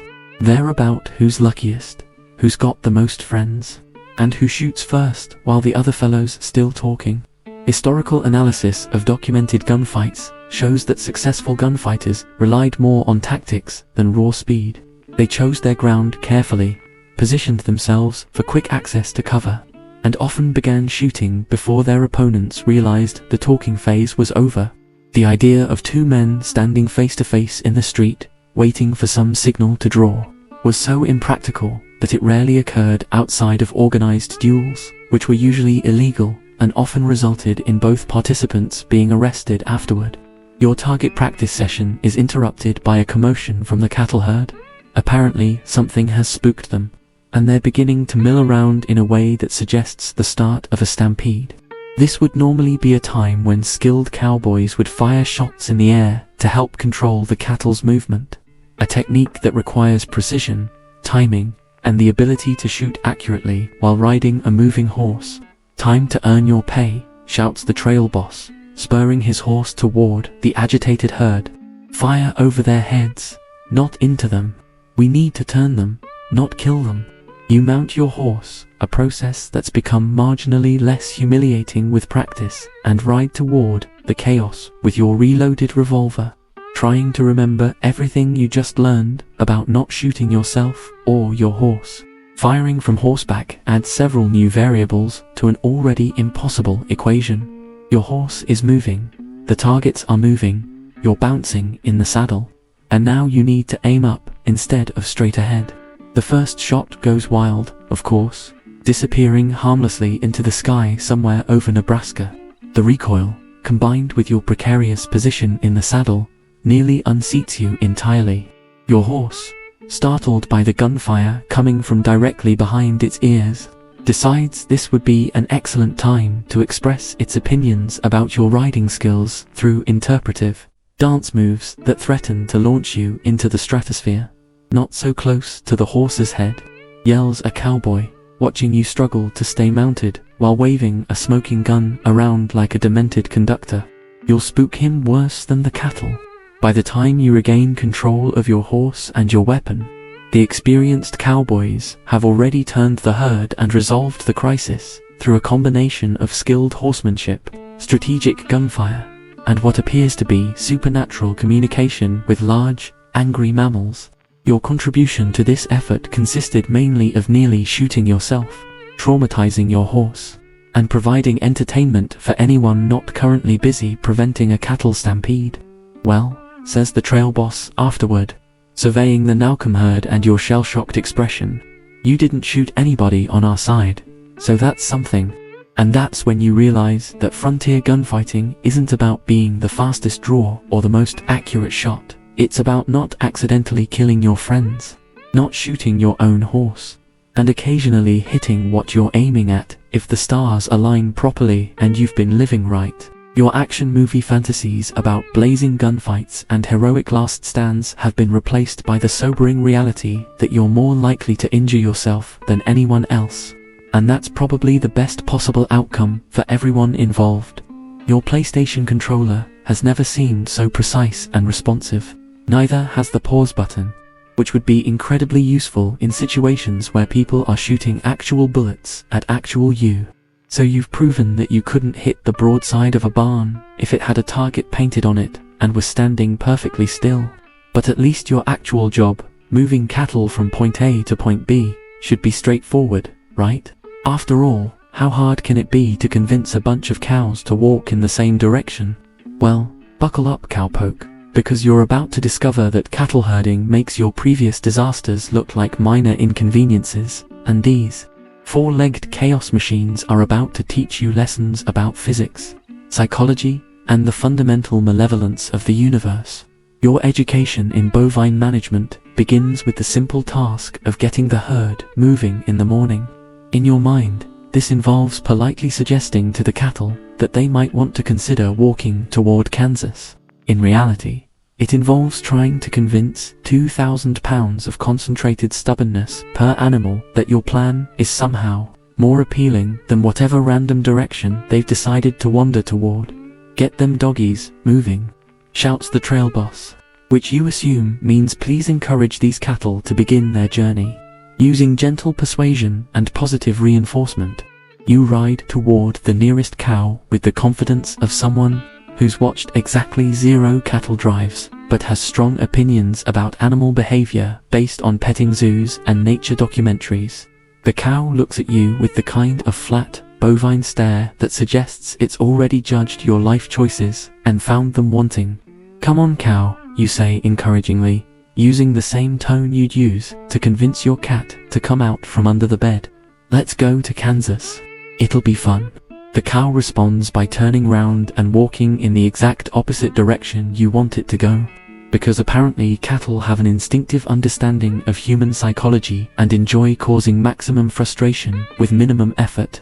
Historical records from cattle drives describe longhorn steers as particularly intelligent and stubborn animals that seemed to take personal offense at human attempts to direct their movement.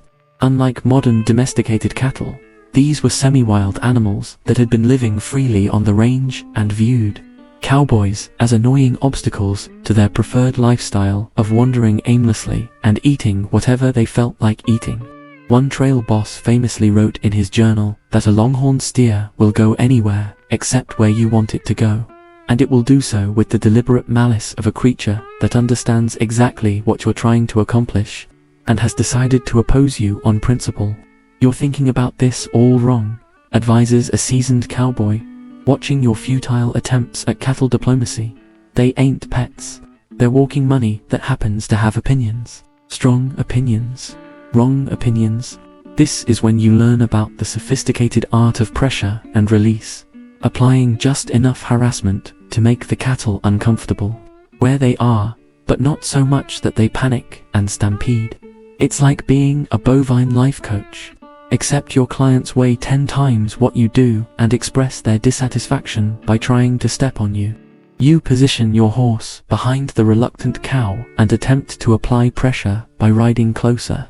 The cow responds by stopping completely and staring at you with what can only be described as bovine contempt. You try making encouraging noises. The cow continues staring. You try waving your hat. The cow lies down. It's taking a nap. You announce to the world in general, as if this might be helpful information. Means it don't want to move, explains another cowboy with the patience of someone who's had this exact conversation with every greenhorn who's ever pointed at a resting steer. Now you got to make it more uncomfortable to stay than to get up and walk. A curious detail about cattle behavior. Longhorn steers could be remarkably creative in their resistance to human direction. Historical accounts describe cattle that would pretend to be lame to avoid walking, steers that would deliberately tangle themselves in brush to delay the herd, and bulls that would stage what appeared to be coordinated protests by lying down simultaneously across the trail. Whether this behavior represented actual intelligence or just coincidental stubbornness, historians still debate, but the practical effect was the same. Cowboys spent enormous amounts of time and energy convincing individual animals to participate in their own transportation. Your educational experience continues when the herd finally begins moving and you discover that cattle don't travel in neat, organized lines like you see in movies. Instead, they spread out across the landscape like a slow-motion explosion of beef, each animal pursuing its own random trajectory based on whatever catches its attention at the moment. Keep them bunched up, yells the trail boss, which sounds simple until you realize that bunched up means maintaining a formation that's tight enough to prevent straying but loose enough to prevent trampling, across terrain that varies from flat prairie to rocky hills to creek crossings that would challenge a mountain goat. You chase after a small group of steers that have decided to investigate something fascinating in the opposite direction from where everyone else is going. These aren't rebellious teenagers testing boundaries. These are 1,000-pound animals with the attention spans of goldfish and the decision-making skills of reality TV stars. Where are you going? You ask them, as if they might provide a reasonable explanation for their behavior. The lead steer pauses to look back at you, chews thoughtfully for a moment, then continues walking toward whatever compelling mystery has captured its bovine imagination. You ride around in front of the group, trying to block their path and redirect them toward the main herd. This is when you learn that cattle can be surprisingly agile when they want to be.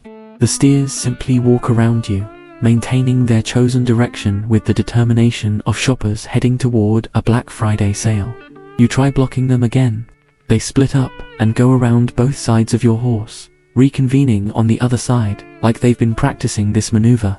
Historical analysis of cattle drive logistics reveals that a typical herd could stretch for miles when traveling, making supervision nearly impossible even with a full crew of experienced cowboys. Trail bosses developed elaborate systems of signals, positioning, and rotation to maintain some semblance of control, but even the most skilled crews regularly lost cattle to straying, predation, or what contemporary accounts diplomatically called bovine misadventure. One particularly detailed log from an 1876 drive notes that they started with 3,200 head of cattle and arrived at their destination with 2,847, a loss rate that would bankrupt any modern transportation company but was considered acceptable for frontier cattle driving. Your attempts to corral the wayward steers are interrupted by a commotion from the main herd. Apparently, something has spooked them. Maybe a rattlesnake, maybe a prairie dog, maybe just a butterfly that moved in a threatening manner, and they're beginning to exhibit the early warning signs of a stampede. Stampede, someone shouts. which is Cowboy, for abandon all hope and try not to get trampled to death by your own cargo. A cattle stampede is one of those natural phenomena that defies human comprehension, like hurricanes or the popularity of reality television. 2,000 head of cattle, each weighing half a ton, suddenly decide to run in the same direction at the same time with the collective force of a runaway freight train.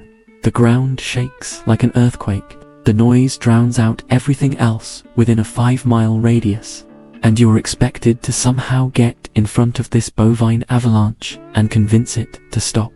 "Turn them," yells the trail boss, spurring his horse toward the leading edge of the stampede with the kind of suicidal bravery that suggests either tremendous skill or complete acceptance of his own mortality. You follow, mostly because staying behind seems even more dangerous than riding directly into the path of several million pounds of panicked beef. Your horse, apparently sharing your opinion that this plan violates several basic principles of survival, requires significant encouragement to approach the thundering herd. The technique for turning a stampede involves riding alongside the leaders and gradually pressuring them to curve their path into a large circle, eventually causing the herd to run itself into exhaustion rather than continuing in a straight line toward Mexico or Canada or wherever stampeding cattle go. When nobody stops them, it requires precise timing, fearless horsemanship, and the kind of luck that's usually reserved for lottery winners and people who survive plane crashes.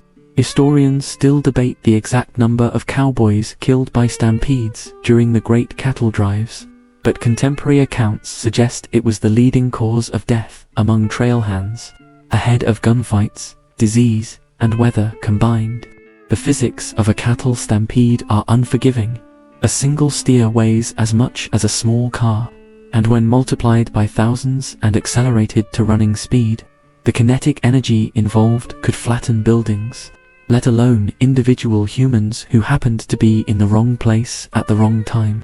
You managed to position yourself near the edge of the stampede, riding parallel to the flow of cattle while trying to gradually edge them into a curved path. Your horse is giving this effort everything it has, responding to your increasingly frantic signals with the dedication of an animal that understands the consequences of failure as well as you do.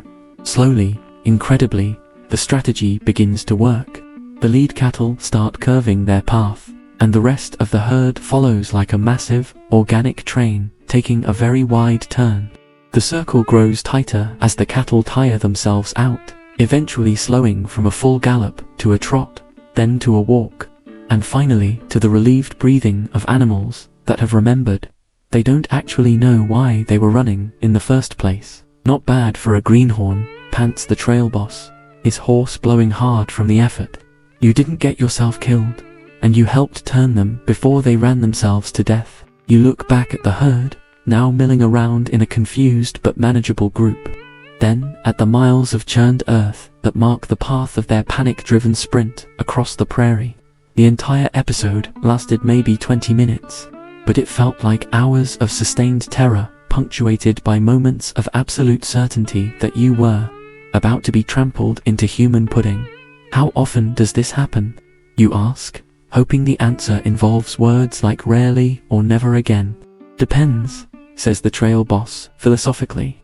"Could be every day, could be once a week. Cattle get spooked by all kinds of things. Thunder, lightning, wolves, strange smells, loud noises, quiet noises, things that look different, things that look the same as yesterday but are in a different place today. So basically, cattle stampede whenever they feel like it, for reasons that make sense only to other cattle, and possibly not even then. It's like being responsible for transporting several thousand neurotic relatives who express their anxiety by trying to run away at 30 miles per hour while carrying you along for the ride. And this is just one day of a cattle drive that might last for months, covering hundreds of miles of terrain that varies from merely difficult to absolutely impossible, through weather that ranges from uncomfortably hot to life-threateningly cold, while dealing with predators, outlaws, hostile territory, and the constant possibility that your primary source of income might decide to scatter. across 3 states because a tumbleweed looked at them funny. Your GPS navigation system has never seemed so reliable. Neither has your morning commute, even when it involves sitting in traffic for an hour while listening to the same pop song 17 times in a row. So you've survived stampeding cattle and proven that large mammals respond to your leadership abilities about as well as your co-workers do during mandatory team-building exercises. But at least you've got plenty of stimulating conversation and social interaction to keep your mind occupied, right? Wrong. Dead wrong.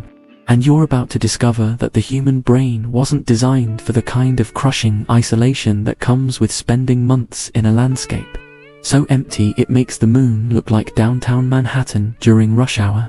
The first thing you notice about the psychological reality of frontier life is the silence, not the peaceful, meditative quiet you might experience during a yoga retreat or a spa weekend, but the profound, oppressive absence of every sound that normally confirms you're still part of human civilization. No car engines, no air conditioning hums, no distant music, no neighbor's dog barking, no airplane overhead, just wind, occasional cattle lowing, and the sound of your own breathing becoming uncomfortably loud in your ears. "Sure is quiet out here," you mention to the nearest cowboy, hoping to start a conversation that might break the monotony of endless prairie stretching in every direction. "Yep," he responds, and that's apparently the extent of his contribution to intellectual discourse for the next 6 hours.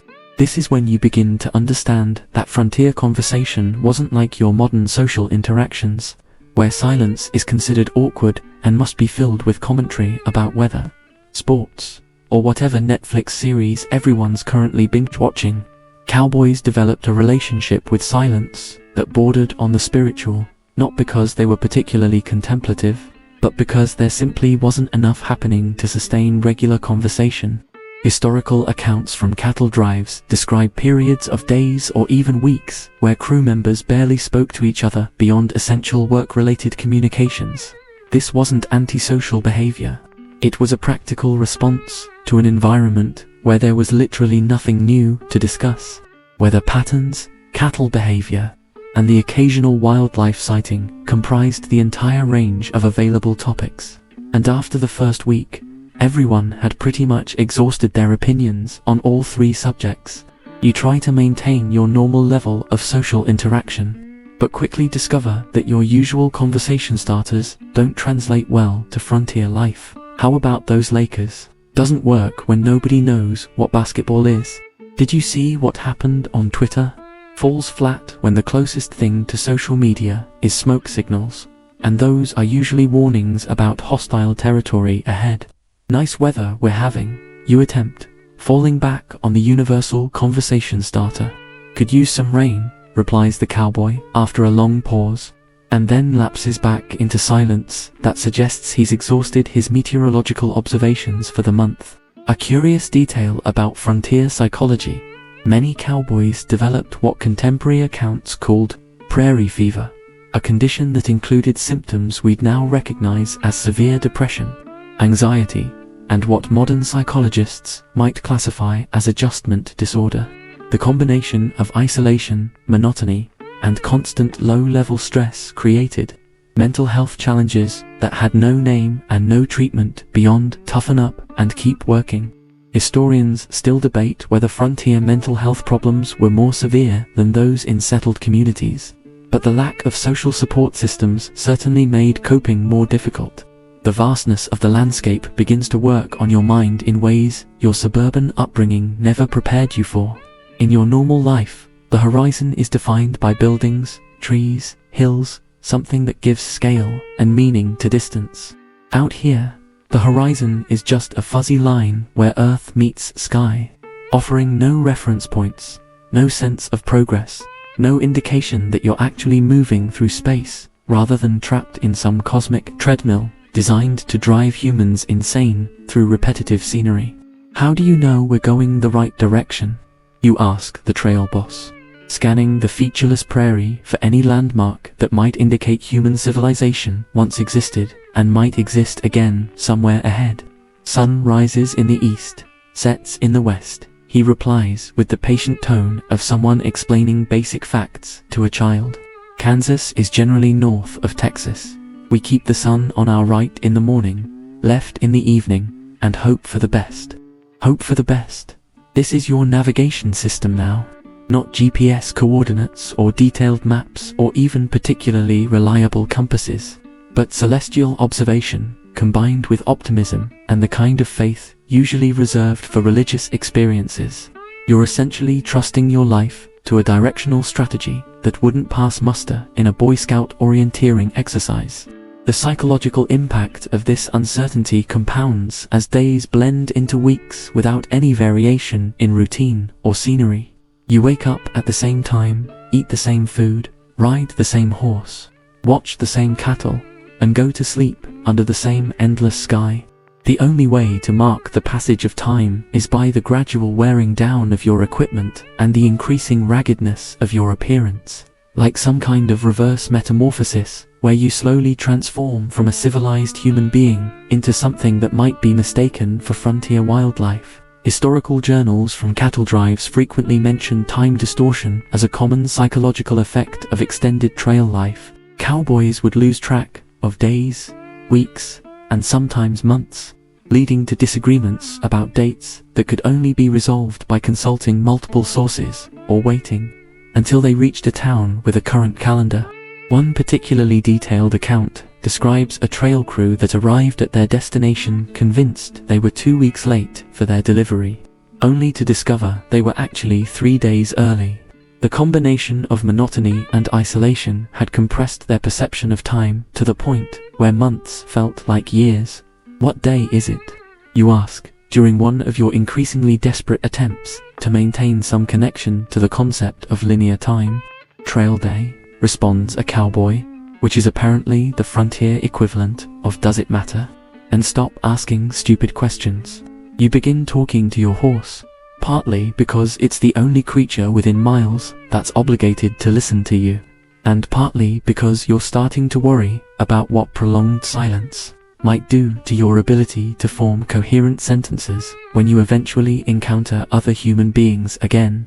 Your horse, to its credit, appears to listen with more attention than most of your co-workers ever did, though its responses are limited to occasional ear movements and strategic pauses to relieve itself at moments when you're trying to make particularly important conversational points.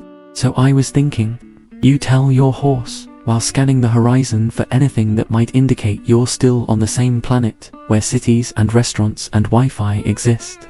Maybe when this is all over, I'll appreciate modern conveniences more, like indoor plumbing and people who talk. Your horse responds by stopping to eat some grass, which you choose to interpret as thoughtful consideration of your philosophical observations rather than complete indifference to your psychological state. A particularly unsettling aspect of frontier isolation was the phenomenon contemporary accounts called seeing things, hallucinations brought on by monotony, exhaustion, and sensory deprivation. Cowboys would report seeing cities on the horizon, people walking alongside the herd, or familiar faces in cloud formations.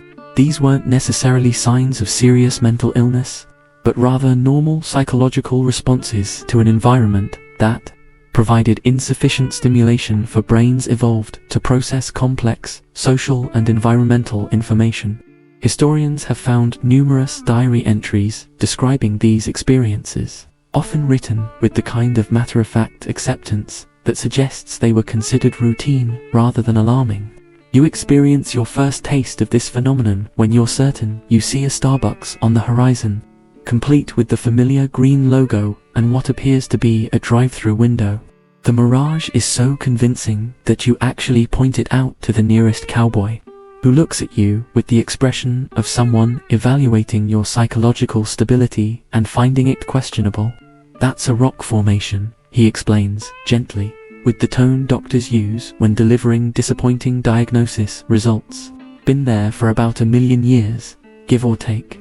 You squint at the Starbucks, which gradually resolves into a collection of reddish stones that bear absolutely no resemblance to retail coffee establishments or any other evidence of human civilization. Your brain, apparently desperate for familiar stimuli, had essentially photoshopped a franchise coffee shop onto the landscape, because it needed something, anything, that connected to your previous life experience.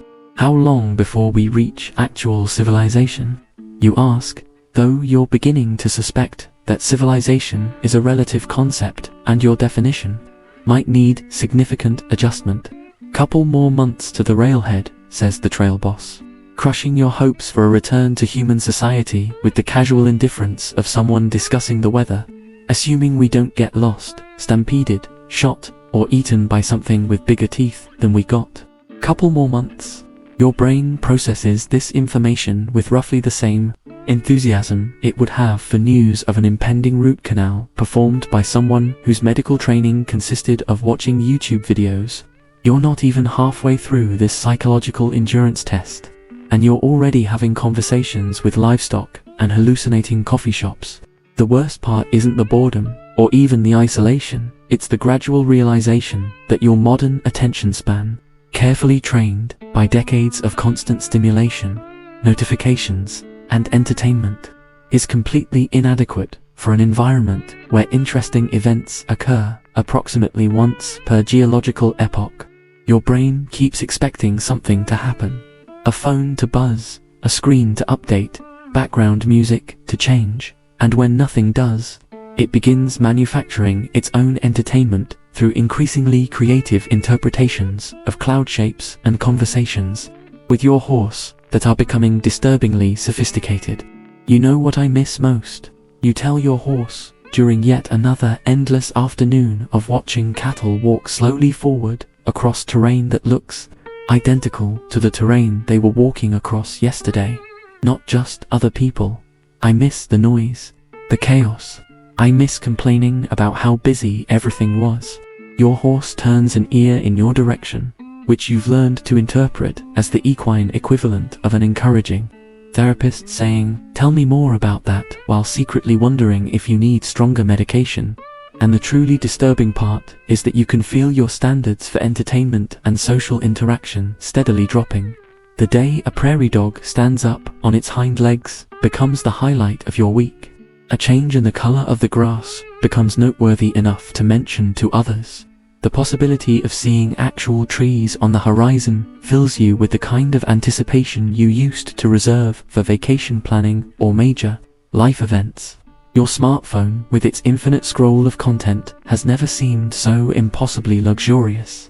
Neither has your Netflix queue, your social media feeds, or even those annoying group chat notifications that used to interrupt your concentration at work. Out here, interruptions would be welcomed as blessed relief from the crushing monotony of landscape that extends beyond the horizon in every direction without offering so much as an interesting shaped rock to look at. Tomorrow's gonna be pretty much the same as today, mentions a cowboy with the cheerful acceptance of someone who's made peace with the concept of infinite repetition. And the day after that, and the day after that, and that's when it hits you. This isn't temporary suffering with a clear endpoint. This is just life now, stretching endlessly into a future filled with the same conversations, the same scenery, the same routine, until either you reach civilization or civilization becomes meaningless, because you've forgotten what it was like to be part of anything larger than a small group of unwashed men and their temporary relationship with several thousand head of cattle. Your meditation app has never seemed so inadequate for preparing you for this level of forced mindfulness practice. Neither has anything else in your previous experience, because nothing in modern life prepares you for the kind of psychological isolation that comes with living in a landscape so vast and empty that it makes your personal problems seem both infinitely important and completely meaningless at the same time. So you've spent months talking to your horse and hallucinating coffee shops, slowly losing your grip on sanity while crossing a landscape that makes sensory deprivation chambers seem like Times Square. But finally, you see buildings on the horizon. Real buildings, with walls and roofs and everything. Surely this marks your return to civilization, where you can enjoy the simple pleasures of indoor plumbing, human conversation, and sleeping somewhere that isn't infested with insects. Well, prepare to be disappointed, because frontier boomtowns make your months on the trail look like a peaceful retreat at a wellness spa. The first thing you notice as you approach what the locals optimistically call a town is that it looks like someone took all the worst aspects of a construction site, a refugee camp, and a music festival, then removed any organizing authority or sanitation standards. Buildings appear to have been constructed by people who had heard descriptions of architecture but never actually seen any, resulting in structures that seem to defy both physics and common sense. "Welcome to Deadwood," announces the trail boss with the enthusiasm of someone introducing you to a beloved relative who happens to be criminally insane, or Dodge City, or Tombstone. Hard to tell them apart, really. They all smell the same. And he's right about the smell. If you thought the great outdoors had some aromatic challenges, wait until you experience the concentrated essence of several thousand unwashed humans living in close proximity without adequate sewage systems, garbage collection, or any apparent understanding of basic hygiene principles. It's like someone took the worst smells from your trail experience and concentrated them into an urban setting designed by people who actively hated the concept of pleasant living conditions. The main street, and calling it a street, is being generous, since it's more like a mud pit with buildings on either side, is crowded with the kind of people who make your fellow cowboys look like refined gentlemen. Prospectors whose relationship with soap ended sometime during the Fillmore administration mingle with gamblers who've elevated sleaziness to an art form, while women in colorful dresses conduct business that your grandmother would pretend not to understand. "Stick close and don't make eye contact with anyone," advises a seasoned cowboy, which is excellent advice that immediately becomes impossible to follow because everyone seems determined to make eye contact with you, and none of them look friendly about it. Historical records describe frontier boomtowns as some of the most dangerous places in American history, with murder rates that would horrify modern crime statisticians. Dodge City, for instance, averaged about 1 killing per month during its peak years, giving it a murder rate roughly 50 times higher than modern American cities. The combination of alcohol, gambling, prostitution, and armed men with poor impulse control created an environment where violence wasn't just common, it was practically the town's primary form of entertainment. You make the mistake of walking into the first saloon you see, thinking it might be a good place to grab a drink and maybe engage in some human conversation after months of talking exclusively to livestock.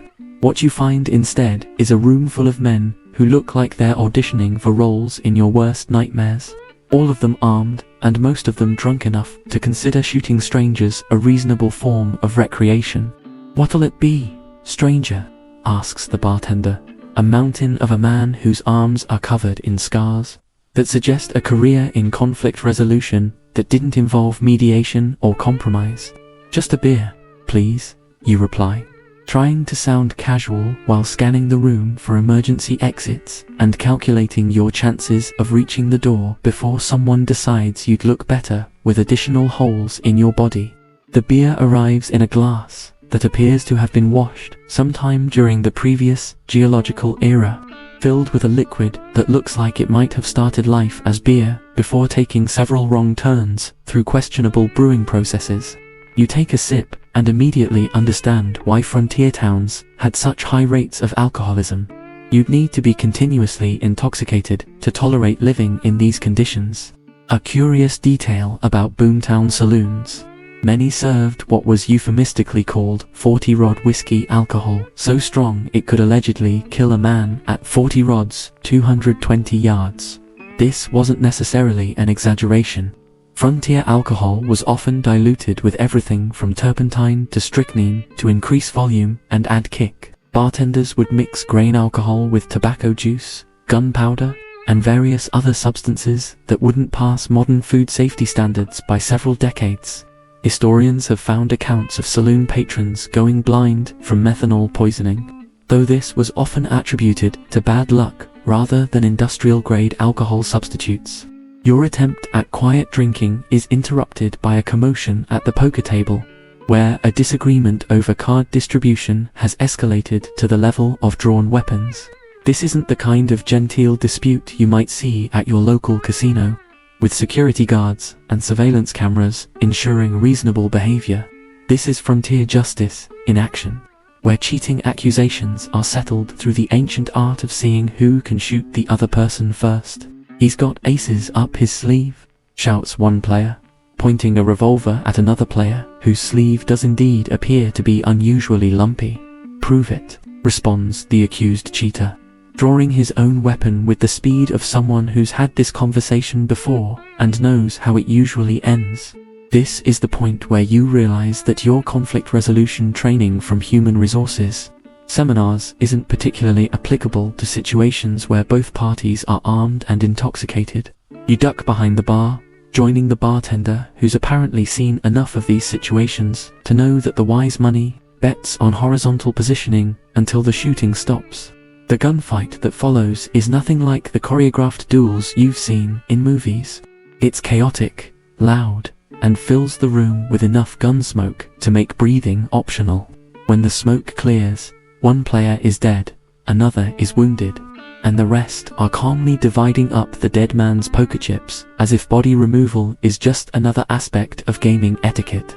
"Happens about twice a week," explains the bartender, emerging from behind the bar to begin mopping blood off the floor with the casual efficiency of someone who's incorporated homicide cleanup into his regular janitorial routine, usually over cards, sometimes over women, occasionally just because someone looked at someone wrong on a Tuesday.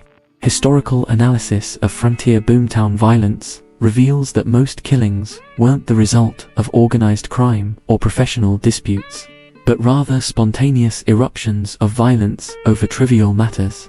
Men would literally kill each other over card games, perceived slights, disagreements about horse quality, or simply because they were drunk and bored. One particularly well-documented case involves a gunfight that started because two men couldn't agree on whether it was Thursday or Friday. You finish your questionable beer and attempt to find lodging for the night, hoping that frontier hospitality might offer some relief from the stress of watching people murder each other over recreational activities. The local hotel, and using the term hotel requires significant imagination, turns out to be a wooden building with the structural integrity of a house of cards and the hygiene standards of a medieval plague ward. "Room's 50 cents, says the clerk, a man whose appearance suggests he's been using the same bathwater since the Hayes administration. "Beds extra. Clean sheets are extra. If you want a room without fleas, that's extra too, and we're out of those anyway." Your room turns out to be a space barely large enough for a single bed, separated from adjacent rooms by walls so thin you can hear everything happening on either side, including conversations, arguments, and various activities that you really didn't need to overhear. The bed appears to be constructed from materials that were already past their prime during the Lincoln administration, and the mattress moves in ways that suggest it's home to wildlife you'd prefer not to meet personally. "Is it always this loud?" you ask the clerk, referring to the constant noise of gambling, fighting, music, and general mayhem that makes the hotel sound like it's hosting a convention for drunk Vikings. "This is quiet," he replies. "Wait till Saturday night, when the miners get paid. That's when things get interesting." A particularly disturbing aspect of boomtown life was the complete absence of what modern people would consider basic safety standards. Buildings were constructed as quickly and cheaply as possible, often using green lumber that warped and split as it dried. Fire was a constant threat in towns built largely of wood and heated by open flames, with volunteer fire departments consisting mainly of whoever happened to be sober enough to carry buckets when the alarm sounded. Historians have documented entire boomtowns that burned down multiple times, with residents simply rebuilding in the same location using the same flammable construction methods. Your attempt to sleep is frustrated by the ongoing entertainment from neighboring rooms, the street noise that continues well past midnight, and the gradually growing awareness that something is crawling around in your mattress. The sounds of gunfire, shouting, breaking glass, and what appears to be an impromptu rodeo taking place in the street below create an audio environment that makes your trail camping experience seem peaceful by comparison. Around 3 a.m., you're awakened by the sound of running footsteps in the hallway, followed by pounding on doors and someone shouting fire. This, you discover, is routine excitement in a boomtown where structural fires occurred with the regularity of modern food delivery, often started by overturned lamps, poorly maintained stoves, or the simple combustion of buildings that were essentially elaborate kindling arrangements waiting for an excuse to burn. You stumble out of your room to join a bucket brigade of bleary-eyed residents attempting to prevent the saloon next door from spreading its flames to the rest of the block.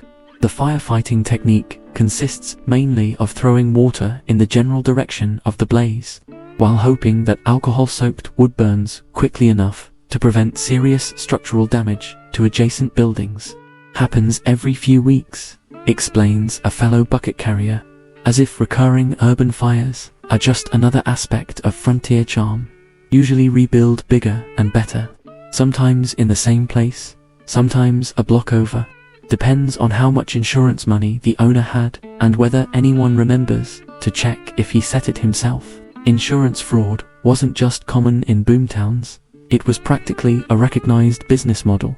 Historians have found evidence of building owners who would deliberately construct fire-prone structures, operate them just long enough to establish insurance claims, then collect compensation when they inevitably burned down. Some entrepreneurs made more money from insurance payments than from their actual business operations, leading to the frontier equivalent of what modern investigators would recognize as systematic arson for profit. By morning, the saloon is a pile of smoldering timber. 3 people are dead from causes ranging from gunfire to building collapse, and everyone is preparing for another day of the same routine. The barber offers shaves and dentistry. The general store sells everything from ammunition to laudanum, and the undertaker is doing steady business, removing evidence of the previous night's entertainment. How long do people usually stay in towns like this?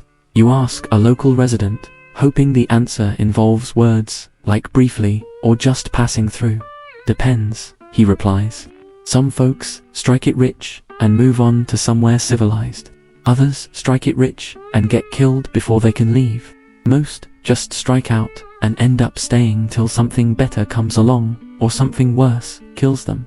And that's when you realize that boomtowns aren't really towns at all.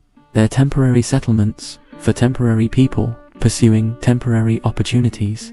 With the life expectancy of mayflies and the moral standards of reality television, your months on the trail, with all their discomfort and danger, were actually the safer part of your frontier experience. Your comfortable suburban neighborhood has never seemed so impossibly civilized. Neither has your HOA, your local zoning board, or even those annoying noise ordinances that prevent your neighbors from conducting gunfights in their backyards at 2 a.m.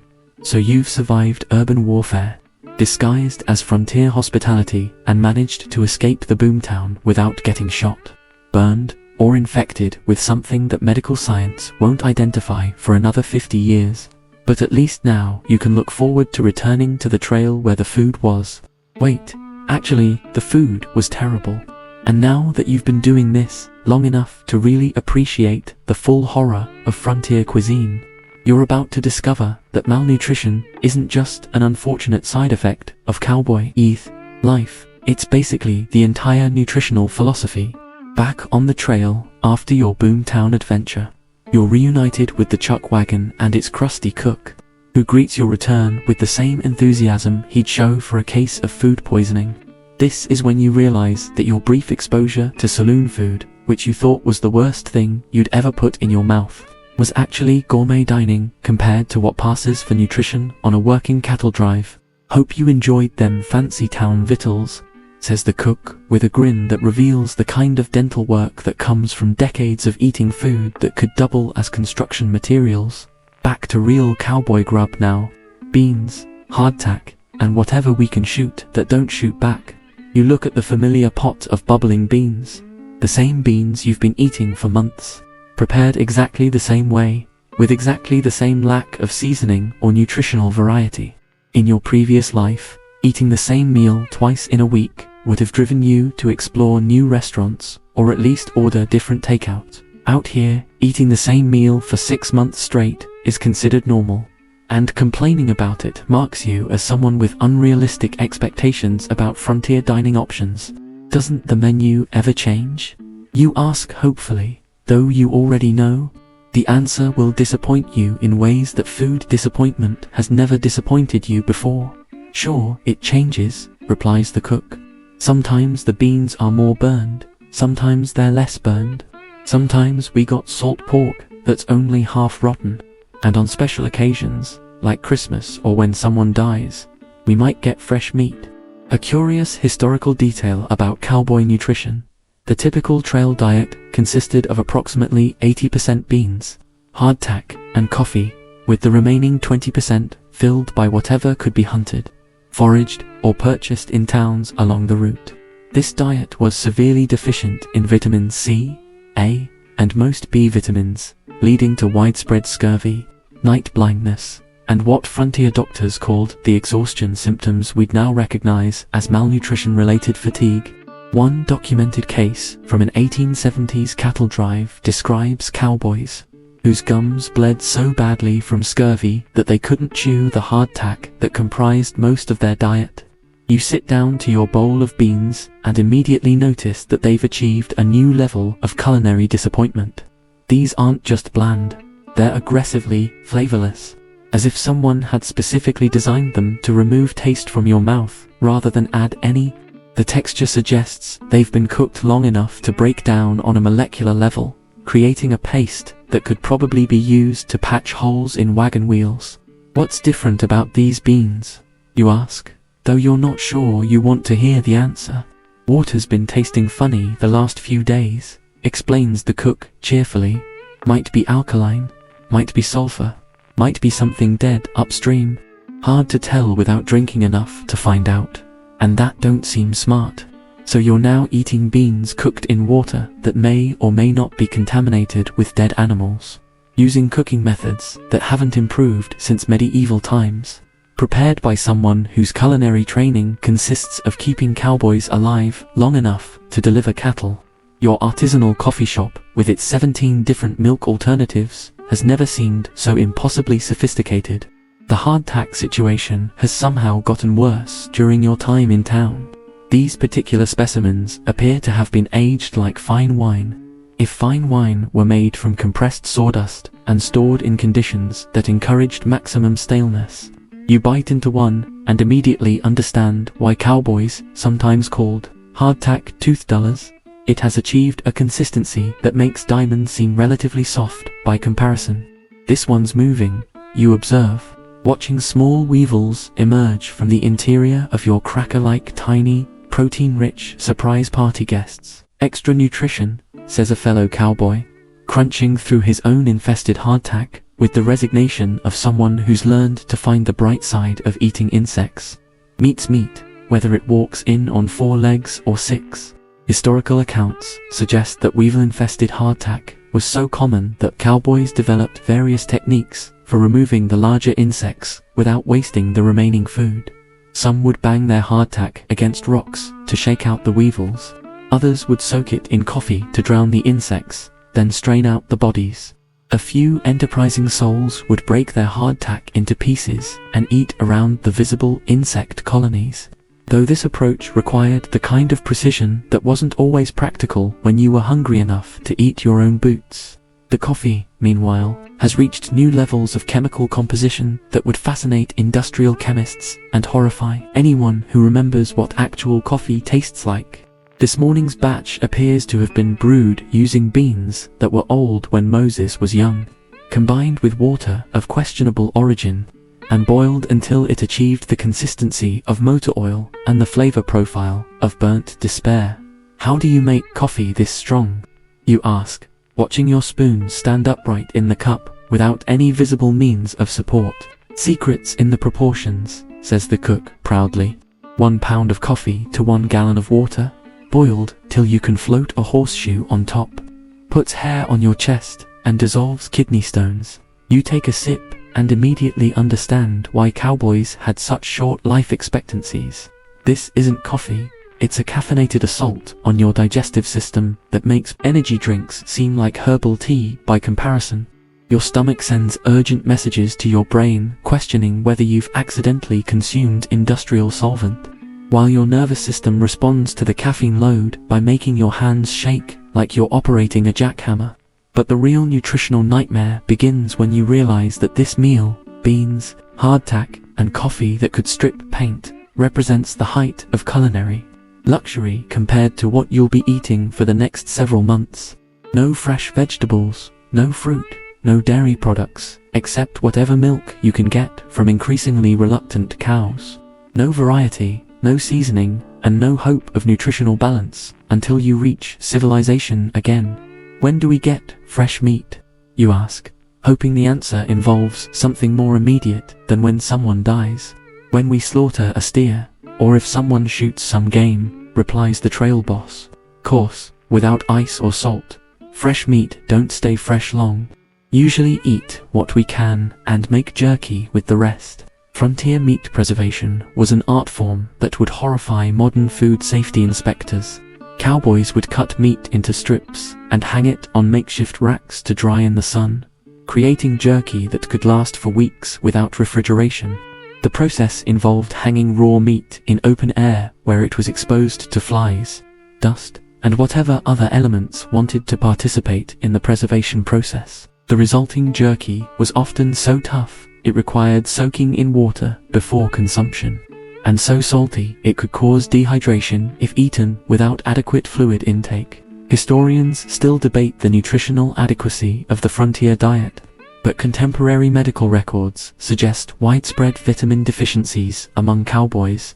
Scurvy was common enough that some trail bosses would deliberately detour through areas where wild onions or cactus fruit could be foraged.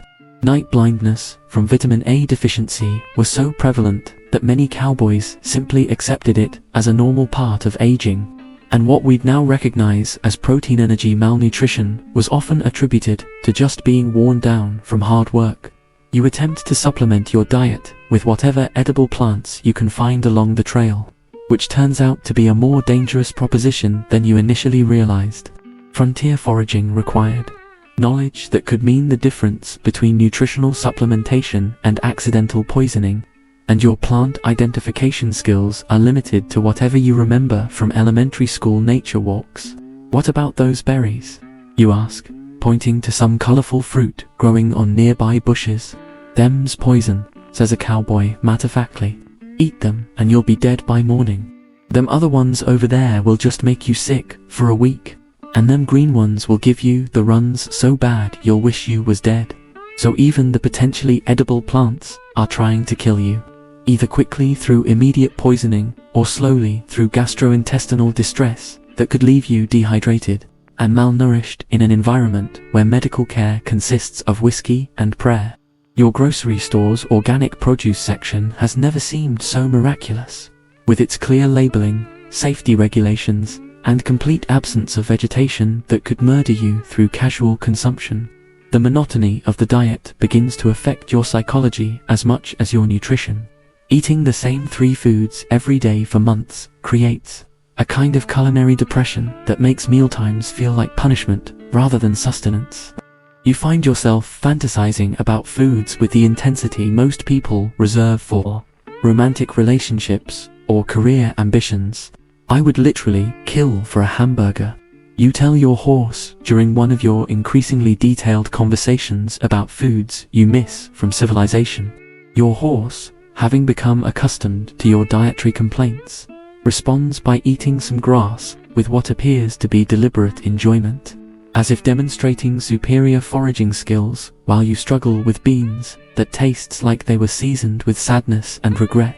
A particularly depressing aspect of frontier nutrition was the psychological impact of monotonous eating. Historical journals frequently mention food melancholy, a condition where cowboys would become obsessed with memories of better meals, often describing elaborate fantasies about foods they hoped to eat when they returned to civilization. Some would spend hours discussing the merits of different pies, the proper preparation of steaks, or the ideal composition of holiday meals. treating food variety like a lost paradise they might someday regain. The vitamin deficiencies begin to manifest in ways your modern understanding of nutrition hasn't prepared you for. Your gums start bleeding when you brush your teeth, not that you're brushing them regularly. Since dental hygiene on the frontier consists mainly of hoping your teeth don't fall out before you reach a town with a dentist, your night vision deteriorates to the point where navigating in darkness becomes genuinely dangerous, and your energy levels drop to those of someone whose primary fuel source consists of compounds that were barely food to begin with. "You're looking a mite peaked," observes the cook, noticing your increasingly gaunt appearance and general air of nutritional despair.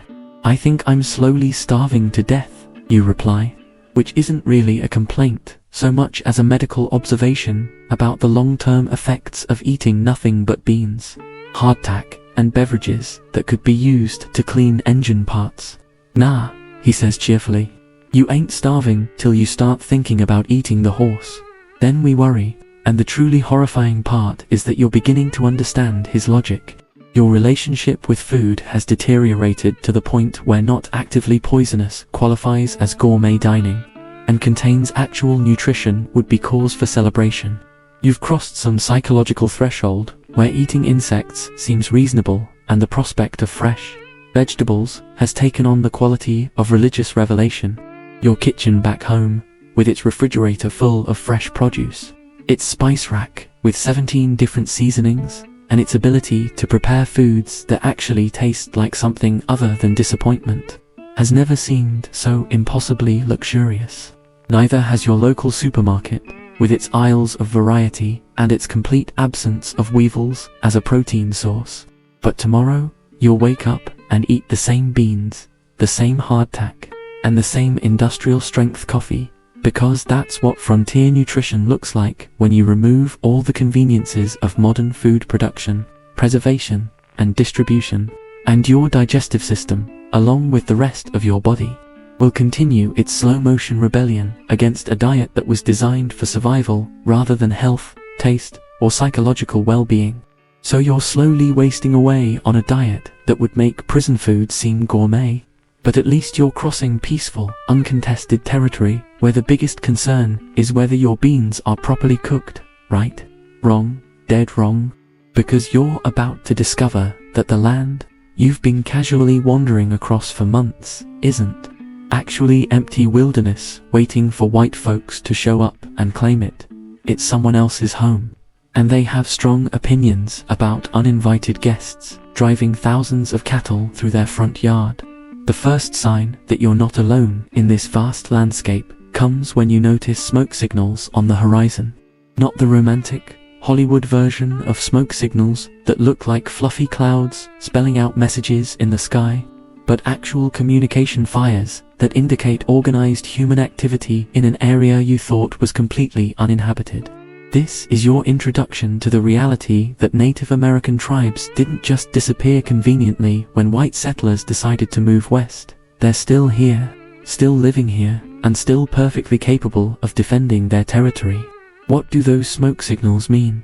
you ask the trail boss, pointing at the distant columns of smoke that seem to be appearing with suspicious coordination across the landscape.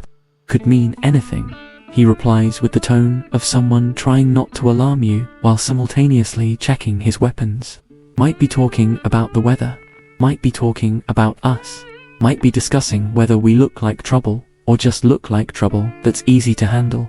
This is when you realize that your understanding of Native American relations has been shaped entirely by movies that portrayed indigenous peoples as either noble savages, living in harmony with nature, or bloodthirsty warriors who existed solely to provide dramatic tension for white protagonists. The reality is infinitely more complex, more nuanced, and more terrifying than anything Hollywood ever prepared you for. Historical records from cattle drives reveal that interactions between cowboys and Native American tribes varied enormously depending on location, timing, tribal politics, and the behavior of previous white groups that had passed through the area. Some tribes were genuinely hostile to cattle drives that disrupted hunting grounds and water sources. Others were more concerned with trade opportunities or simply wanted the herds to pass through quickly without causing damage. Still others had complex relationships with different white groups based on treaties, previous conflicts, or individual tribal leadership decisions that changed based on circumstances modern Americans would find impossible to navigate. Are they friendly? You ask, as if Native American tribes exist in simple, binary categories of friendly or hostile, rather than representing diverse cultures with their own political systems, territorial concerns, and perfectly rational responses to foreign invasion. Depends on what you mean by friendly, says a grizzled cowboy who's apparently had this conversation before. Some tribes will trade with you, some will demand payment for crossing their land, some will just want you gone fast as possible, and some will kill you on sight because the last group of white men who came through here burned down their village and stole their horses. And that's the crucial context your Western movies never mentioned. You're not the first white people these tribes have encountered. You're potentially the latest in a series of interactions that may have included broken treaties, violent conflicts, disease outbreaks, territorial disputes, and various other forms of cultural collision that didn't end well for anyone involved. Your personal intentions are irrelevant. You're representing a pattern of white expansion that has rarely worked out in favor of indigenous populations. A curious detail about frontier interactions: many Native American tribes had more sophisticated intelligence networks than the US military, often knowing about approaching cattle drives days or weeks before the cowboys realized they were being observed. Tribal scouts could track large herds across vast distances, assess the threat level of different groups, and coordinate responses across multiple bands or tribes. This meant that by the time cowboys became aware of Native American presence, they had likely been under observation for much longer than they realized. Your crash course in intercultural relations begins when a group of mounted warriors appears on a nearby ridge, close enough that you can see they're armed and organized, but far enough away that their intentions remain unclear. They're not the feathered Hollywood stereotypes you expected, but rather practical people dressed for the realities of frontier life, carrying weapons that look both traditional and disturbingly effective. Nobody make any sudden movements, advises the trail boss, which is excellent advice that becomes immediately difficult to follow. When your horse decides this would be a perfect time to express its own nervousness through interpretive dance moves that could easily be misinterpreted as aggressive posturing. The warriors sit motionless on the ridge, watching your group with the kind of professional assessment that suggests they're evaluating tactical options rather than just satisfying curiosity. This isn't a tourist encounter or a cultural exchange program. This is a potentially lethal evaluation of whether your presence represents an acceptable risk or a problem that needs immediate resolution. What do they want? You whisper, as if speaking quietly might somehow make you less visible to people who've been tracking you across open prairie for the past several days. Could be anything, replies the trail boss. Might want payment for crossing their territory, might want to trade, might want us to turn around and go back where we came from, might just want to count our numbers and see how well armed we are. Historical analysis of cowboy Native American encounters reveals that most interactions were actually negotiations rather than battles. Though the negotiations often involved implicit or explicit threats of violence from both sides, tribes would sometimes demand payment for cattle crossing traditional hunting grounds, payment that could range from cattle themselves to manufactured goods, weapons, or promises of future considerations. Cowboys, meanwhile, often tried to negotiate passage while maintaining the implied threat that they were prepared to fight their way through if necessary. Do we pay them, you ask, beginning to understand that frontier economics included expenses your modern budget never accounted for, like protection money to people whose land you're crossing without permission. Depends on what they're asking and whether we can afford it, says the trail boss pragmatically. Losing a few head of cattle beats, losing the whole herd? Losing a few cattle beats, losing our scalps. The scalping reference makes you unconsciously touch your own head, suddenly very aware of your hair and its potential value as a war trophy. This isn't fear-mongering or racist stereotyping. Scalping was a documented practice among some tribes, though it was also practiced by white settlers and soldiers, making it less of a savage behavior and more of a brutal frontier tradition that crossed cultural boundaries in ways your history textbooks probably didn't emphasize. One of the warriors rides closer, close enough that you can see he's evaluating your group with the kind of professional competence that suggests extensive experience in these situations. He's not a Hollywood savage or a noble nature spirit. He's a practical person dealing with the reality of foreign intruders in his territory, trying to determine whether you represent a threat, an opportunity, or just an annoyance that needs to be managed. The conversation that follows takes place in a mixture of broken English, hand signals, and what appears to be some kind of trade language that developed specifically for these cross-cultural negotiations. It's not the eloquent speeches you see in movies, but rather the kind of practical communication that emerges when people with different languages need to discuss territorial rights, payment options, and mutual survival strategies. He wants 10 head of cattle for safe passage, translates the trail boss after a lengthy exchange of gestures and broken phrases. Says there's been trouble with other white groups, and they need to make sure we understand this is their land. 10 head of cattle represents significant money. Each steer is worth several months of a cowboy's wages, but refusing the payment could result in losing the entire herd, all the cowboys, and quite possibly your life in a conflict where you're outnumbered, outmaneuvered, and fighting people who know the terrain better than you know your own backyard. Historians still debate the ethics and legality of these frontier toll systems, but from a practical standpoint, they represented a form of international relations between sovereign groups with competing territorial claims. Native American tribes weren't simply obstacles to white expansion. They were political entities with their own laws, territories, and enforcement mechanisms, trying to manage the impact of foreign invasion through a combination of diplomacy and military deterrence. We pay, decides the trail boss, which is the frontier equivalent of paying a toll to use someone else's highway, except the highway is several hundred square miles of prairie and the toll booth operators are armed with weapons designed to kill large mammals at considerable distances. The payment negotiation reveals another aspect of frontier relations your movies never explored: the complex economic relationships that developed between white settlers and Native American tribes. Some tribes became regular trading partners with cattle drives, offering services like guides, fresh food, or information about trail conditions in exchange for manufactured goods, cattle, or other considerations. These weren't simple transactions, but rather ongoing relationships that required navigation of cultural differences, trust building, and mutual benefit calculations. The warrior who negotiated the toll demonstrates this complexity by offering information about water sources ahead, warning about hostile tribes in the area, and suggesting route modifications that could help the herd avoid known trouble spots. This isn't the behavior of a simple antagonist. It's the practical helpfulness of someone who understands that successful passage benefits everyone involved.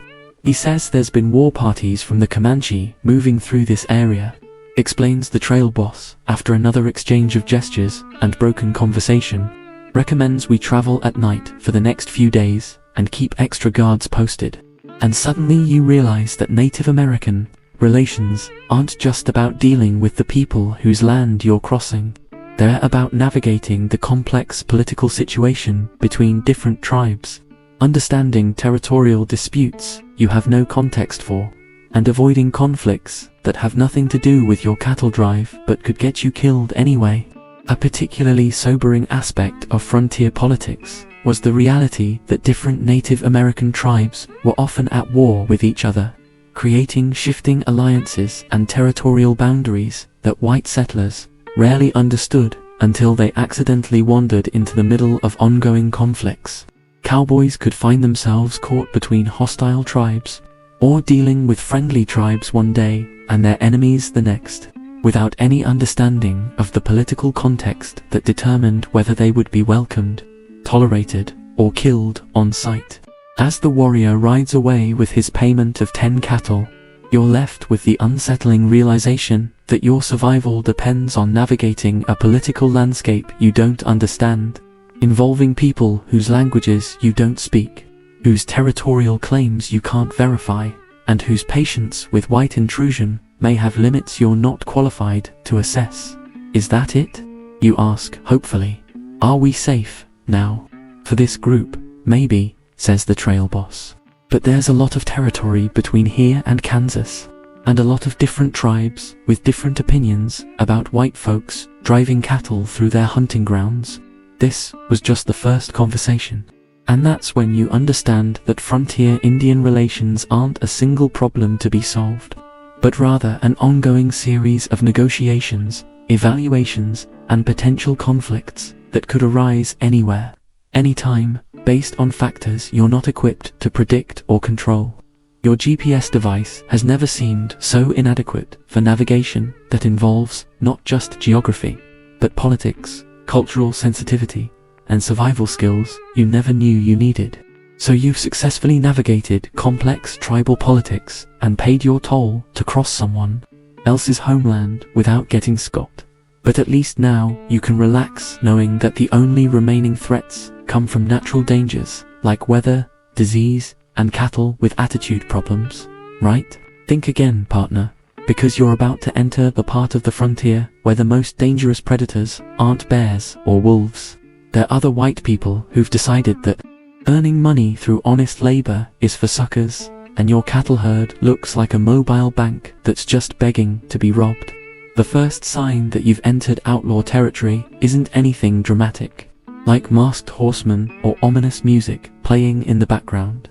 It's the subtle change in your trail boss's behavior, the way he starts scanning the horizon more frequently, the way conversations become quieter and shorter, the way everyone begins checking their weapons with the nervous frequency of people who expect to need them soon. Keep your eyes open from here on out, advises the trail boss with the casual tone of someone suggesting you might want to watch for rain clouds. We're coming into country where honest folks are outnumbered by folks who ain't so honest.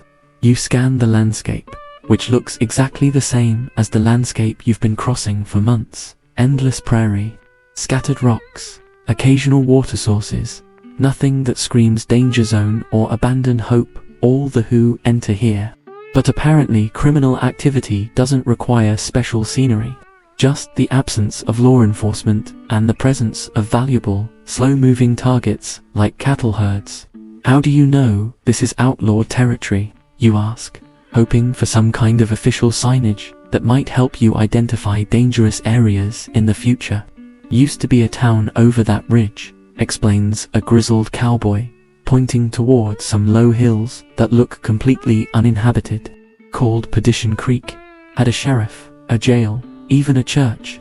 Then the Reno gang decided it was too civilized for their taste. Now it's just foundations and graves.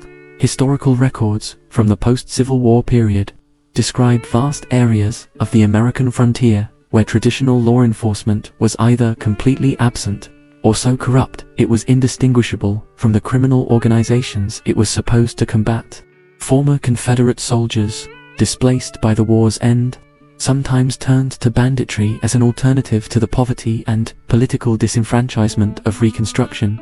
Meanwhile, former Union soldiers did the same thing, creating a generation of men with military training, weapons, experience, and no particular attachment to civilian authority structures. This is when you realize that frontier outlaws weren't just colorful characters from dime novels, but rather the inevitable result of combining desperate economic conditions, minimal law enforcement, easy targets, and vast territories where criminals could operate with virtual impunity. Your cattle herd represents months of investment and labor, but it also represents a fortune in easily stolen, self-transporting wealth that can be driven to distant markets and sold with minimal questions asked. What exactly are we watching for? You ask, trying to sound casually interested rather than terrified of imminent robbery and possible murder. Could be anything, replies the trail boss, with the helpful specificity that's become his trademark. Might be a couple of desperate men looking for easy money. Might be an organized gang with lookouts, planned escape routes, and enough firepower to take on a small army.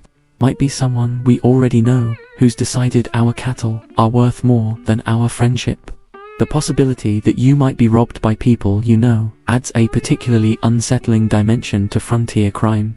Unlike modern criminals who typically rob strangers, frontier outlaws often operated within the same communities as their victims, leading to situations where you might share a drink with someone in a saloon one week and get robbed by the same person the next week. Trust wasn't just difficult to establish on the frontier, it was potentially fatal to maintain. A curious detail about frontier banditry: many outlaw gangs included former lawmen who had discovered that crime paid better than law enforcement and involved roughly the same skill set. The James Younger gang, for instance, included members who had served as Confederate guerrillas during the Civil War and simply continued their military careers in a freelance capacity after the conflict ended. Historians still debate whether some famous outlaws were entrepreneurs who happened to use illegal methods, or criminals who happened to be exceptionally good at business planning. Your education in outlaw recognition begins when you notice riders on a distant hill, not the organized, professional appearance of Native American warriors, but the scattered, undisciplined positioning of men who are trying to look casual while clearly watching your herd with more than casual interest. "Those folks been following us for 2 days," mentions a cowboy with the tone of someone discussing the weather rather than potential life-threatening danger. Always staying just far enough away to pretend they ain't following, but close enough to count our cattle and see how many guns we got. 2 days. These potential criminals have been conducting surveillance on your group for 2 days. And you never noticed because you've been too busy worrying about beans, weather, and whether your horse likes you. Meanwhile, professional criminals have been evaluating your defenses, counting your assets, and probably planning the most efficient way to separate you from your cattle and possibly your life. What do they want? You ask, though you're beginning to suspect the answer involves your cattle changing ownership without your consent. Same thing everyone wants, says the trail boss philosophically. Money they didn't have to work for. Difference is, most folks just dream about it. These boys are probably making actual plans. This is when you learn about the economics of cattle rustling, which turns out to be a surprisingly sophisticated criminal enterprise that involved market knowledge, transportation, logistics, and business networks that would impress modern organized crime syndicates. Stolen cattle couldn't just be sold anywhere. They had to be moved to markets where their ownership wouldn't be questioned, often involving deals with corrupt buyers who asked no questions about brand alterations or suspiciously low prices. Historical analysis of frontier cattle theft reveals that successful rustlers often operated more like modern corporate raiders than like the simple horseback thieves portrayed in popular culture. They studied market conditions, identified vulnerable herds, planned complex operations involving multiple participants, and maintained business relationships with legitimate-seeming buyers who specialized in laundering stolen livestock. Some rustling operations were so sophisticated they included their own forgers, who could alter brands and create fake ownership documents.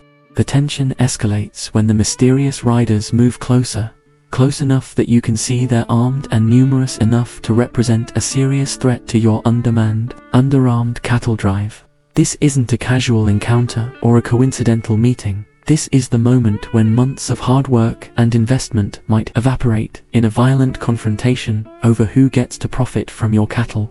How many of them are there?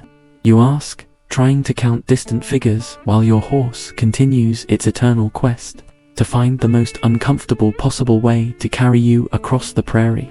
Enough, says the trail boss, which is cowboy for more than we can fight off if they're serious about this. The standoff that develops feels like the longest poker game in history, with both sides trying to assess the other's capabilities, intentions, and willingness to escalate to actual violence. Your group continues moving the herd forward while the mysterious riders maintain their distance, creating a tense procession across the prairie where everyone is armed. Everyone is watching everyone else, and nobody is quite sure who's going to make the first move. Could be they're just traveling the same direction, suggests one cowboy with the kind of optimism that suggests either tremendous faith in human nature or complete denial about the realities of frontier economics. Could be they're planning to rob us blind and leave us walking back to Texas in our underwear, counters another cowboy with what seems like a more realistic assessment of the situation. And that's the psychological torture of frontier crime. The waiting, the uncertainty, the knowledge that you're probably going to be robbed, but not knowing when, where, or how violently the robbery will be conducted. Modern criminals usually prefer quick, efficient crimes that minimize exposure and risk. Frontier outlaws had the luxury of vast, empty territories where they could take their time, plan carefully, and choose the moment that offered maximum advantage. The crisis comes when the trail reaches a narrow pass between two hills, exactly the kind of terrain that criminal tactical manuals would recommend for ambushes. If criminal tactical manuals existed in the 1870s, the mysterious riders position themselves on the high ground on either side of the pass, transforming from potential threats into actual tactical problems that need immediate resolution. Well, says the trail boss, with the calm acceptance of someone who's been expecting this moment for days, looks like we're about to find out what they want. What they want, it turns out, is everything. Not just some cattle as payment for safe passage. Not just your money and valuables, but the entire herd, plus whatever personal possessions might be worth stealing. This is wholesale theft, conducted with military precision by men who've clearly done this before and have developed efficient systems for transferring ownership of large assets from their rightful owners to themselves. You boys can ride away with your lives, announces the outlaw leader with the kind of reasonable tone used by people who are making generous offers they don't have to make. Or you can try to fight for cattle that ain't gonna do you much good if you're dead. This is frontier negotiation at its most basic level. Your life in exchange for your livelihood, with the understanding that choosing to fight means risking both and probably losing both anyway. The mathematics are brutally simple. Your group is outnumbered, outgunned, and positioned in terrain that favors the attackers, making heroic resistance more likely to result in heroic death than heroic victory. Historians have documented numerous cases of cattle rustling that followed this exact pattern. Professional criminals who studied their targets, chose advantageous terrain, and offered victims the option of living in poverty rather than dying for their property. The survival rate for cowboys who chose to fight was discouragingly low, while those who chose discretion often lived to rebuild their herds and continue their careers, albeit with significantly reduced enthusiasm for frontier capitalism. "What's it gonna be, boys?" asks the outlaw leader, checking a pocket watch with the casual confidence of someone who has all the time in the world to wait for your decision. "We got all day, but you probably got somewhere to be." And that's when you realize that frontier law enforcement wasn't just inadequate. It was completely theoretical in vast areas where criminals could operate with impunity, knowing that their victims had no recourse to justice, no backup coming to help them, and no options except compliance or death. Your constitutional right to property and due process under law means absolutely nothing when you're facing armed men in territory where the nearest sheriff is 300 miles away and probably corrupt anyway. The trail boss makes the decision that ensures you'll live to complain about it later, surrendering the herd with the kind of practical wisdom that comes from understanding when you're beaten, and when fighting would just change the cause of death listed on your gravestone. Your months of work, your wages, your employer's investment, and your dreams of successful completion all transfer to new ownership in a transaction that involves no paperwork, no legal oversight, and no recourse except the bitter satisfaction of surviving to tell the story. Smart choice, observes the outlaw leader as his men begin driving your cattle toward whatever illegal market they've already arranged. Cattle can be replaced, cowboys generally can't. And with that philosophical observation, you're left standing in the middle of nowhere with no cattle, no income, no transportation except whatever horses the outlaws felt generous enough to leave you. and the dawning realization that frontier justice is whatever people with guns say it is. And today, you weren't the people with the most guns. Your identity theft protection service has never seemed so inadequate for dealing with crimes that involve losing everything you own to people who operate completely outside any legal system. Neither has your faith in law and order, which turns out to be a luxury that exists only in places where someone with authority actually enforces it. So you've been robbed of everything you've worked for by professional criminals, operating in a lawless wasteland where justice is whatever the most heavily armed group decides it should be. And now you're standing in the middle of nowhere with nothing but the clothes on your back and the bitter wisdom that comes from surviving experiences that most people didn't survive at all. This seems like an appropriate moment to reflect on what you've learned about the reality of cowboy life versus the romantic mythology that Hollywood sold you about the American frontier. Looking back on your disastrous career as a frontier cattleman, you realize that practically everything popular culture taught you about the Old West was not just wrong, but catastrophically, dangerously wrong. Cowboys weren't heroic figures living free and independent lives. They were poorly paid laborers working in conditions that would horrify modern occupational safety inspectors, with life expectancies that made medieval peasants look like they had excellent health insurance. The average cowboy in the 1870s lived to be about 23 years old.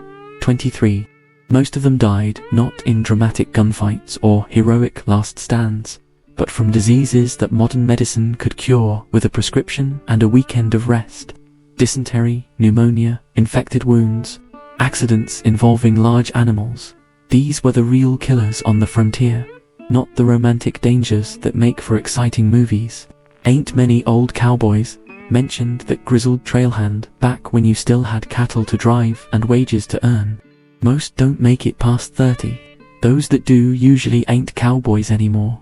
They're saloon keepers, or shop owners, or doing anything else that don't involve spending months at a time trying to convince large animals to walk in straight lines while nature tries to kill you. Historical analysis of frontier mortality rates reveals the brutal mathematics of cowboy life expectancy. Cattle drives had casualty rates comparable to military campaigns, with death causes ranging from stampedes and weather exposure to violence and disease. But unlike military service, cowboy work offered no pensions, no medical care, no death benefits for families, and no recognition for service to anything larger than private economic interests. The few cowboys who did survive to old age often ended up as cautionary tales rather than success stories, broken down by years of physical labor, suffering from untreated injuries and chronic health problems. Many former cowboys spent their final years in poverty, unable to work and with no savings to support themselves. The independent, self-reliant cowboy lifestyle turned out to be a young man's game that left its survivors with little to show for their efforts, except scars, stories, and the knowledge that they'd accomplished something that probably wasn't worth accomplishing. What happens to old cowboys? You had asked during one of those endless nights around the campfire, back when the future seemed like something you might actually reach. They become town drunks, mostly, came the honest answer. Or they die young enough that they don't have to worry about getting old. A curious detail about frontier demographics. Many western towns had significantly more men than women, partly because dangerous occupations like cowboy work attracted young single men, but also because the mortality rates were so high that long-term relationships and families were often impossible to maintain. The bachelor lifestyle of the frontier wasn't necessarily a choice. It was often the result of life expectancy rates that made long-term planning seem optimistic to the point of delusion. But perhaps the most sobering realization about your cowboy experience is how quickly and completely it could all disappear. Months of work, investment, and planning vanished in a single afternoon because some outlaws decided your cattle looked better in their possession than in yours. All that suffering, all that hardship, all those conversations with your horse about the meaning of life, gone, with nothing to show for it except the education that frontier Capitalism was a rigged game where the house always won, and the house was usually armed. Your modern life, with its safety regulations, worker protections, health insurance, and legal recourse for criminal activity, suddenly seems not just comfortable, but miraculous. The fact that you can work for months without expecting to die from your job. That you can save money without expecting it to be stolen at gunpoint. That you can plan for the future with reasonable confidence that you'll survive to see it. These aren't just conveniences. They're the foundations of a civilization that took centuries to develop and that frontier life completely lacked. Standing there in the vast emptiness of the prairie, recently robbed and thoroughly educated about the realities of 19th century economic opportunity, you begin to understand why so few people actually chose the cowboy life for extended periods. It wasn't a romantic adventure or a path to independence. It was a desperate economic necessity for people who had no better options, and most of them were constantly looking for ways to get out of it and into something safer, more stable, and less likely to result in death by misadventure. The mythology of the American cowboy was created primarily by people who never spent a day working cattle, written for audiences who lived in cities with electric lights, running water, and mortality rates that wouldn't have seemed possible to frontier residents. The real cowboys were too busy dying young to write their own stories, leaving the field to romantics and propagandists who transformed a brutal, short-lived occupation into a symbol of American freedom and independence. Heroes don't usually die of dysentery, you realize, looking back on months of experiences that would make better cautionary tales than adventure stories. And freedom isn't worth much if you don't live long enough to enjoy it. But as the sun begins to set on your disastrous cowboy career, as the sky softens into those gentle colors that make even the harshest landscape look peaceful, you find yourself oddly grateful for the experience. Not because it was enjoyable, it wasn't. Not because it was successful, it obviously wasn't. But because it taught you something valuable about the difference between mythology and reality. Between what people imagined the past was like and what it actually cost the people who lived it. The wind picks up gently across the prairie, carrying with it the scent of grass and distance, the sound of freedom and emptiness, stretching endlessly toward horizons that promise nothing but more of the same. The sky deepens to that perfect shade of twilight blue, the kind of color that exists only in places far from city lights, far from the comfortable compromises of modern life. And as you stand there, finally still after months of constant motion, finally quiet after the endless noise of cattle and weather and human drama, you begin to feel something unexpected settling over you like a warm blanket. Peace, maybe, or just exhaustion so complete that it feels like peace. The stars begin to appear, one by one, in that vast sky that seems close enough to touch and infinite, enough to hold all your mistakes and disappointments without judgment. The night sounds wind through grass, distant coyotes, the soft breathing of whatever horse the outlaws left you, create a gentle symphony that makes the harshness of the day fade into something softer, something manageable. You're alive, after all. Broke, tired, wiser than you wanted to be, but alive. And tomorrow, somehow, you'll figure out what comes next. Maybe you'll make it back to civilization. Maybe you'll find work that doesn't involve risking your life for other people's cattle. Maybe you'll have stories to tell that will make people laugh instead of shudder. The moon rises slowly, casting silver light across the endless grass, turning the prairie into something almost beautiful, almost peaceful. The night air carries just enough coolness to remind you that seasons change, that nothing lasts forever, that even the hardest experiences eventually become memories. And as you settle down to sleep under stars that have watched countless other dreamers and failures and survivors, you realize that maybe the real lesson of the frontier isn't about heroism or independence or any of those grand themes. Maybe it's simpler than that. Maybe it's just about enduring, about taking whatever life throws at you and finding a way to keep going, one step at a time, one breath at a time, until the sun rises again and you get another chance to try. The wind whispers through the grass, telling stories older than any human settlement, older than any dream of conquest or freedom. It speaks of patience, of cycles, of the gentle persistence that lets life continue even in the harshest places. And listening to that ancient voice, you drift toward sleep, finally at peace with the knowledge that survival itself is achievement enough, that making it through the day is heroism enough, that tomorrow will take care of itself while you rest under the same stars that have comforted travelers for thousands of years before you were born and will comfort them for thousands of years after you're gone.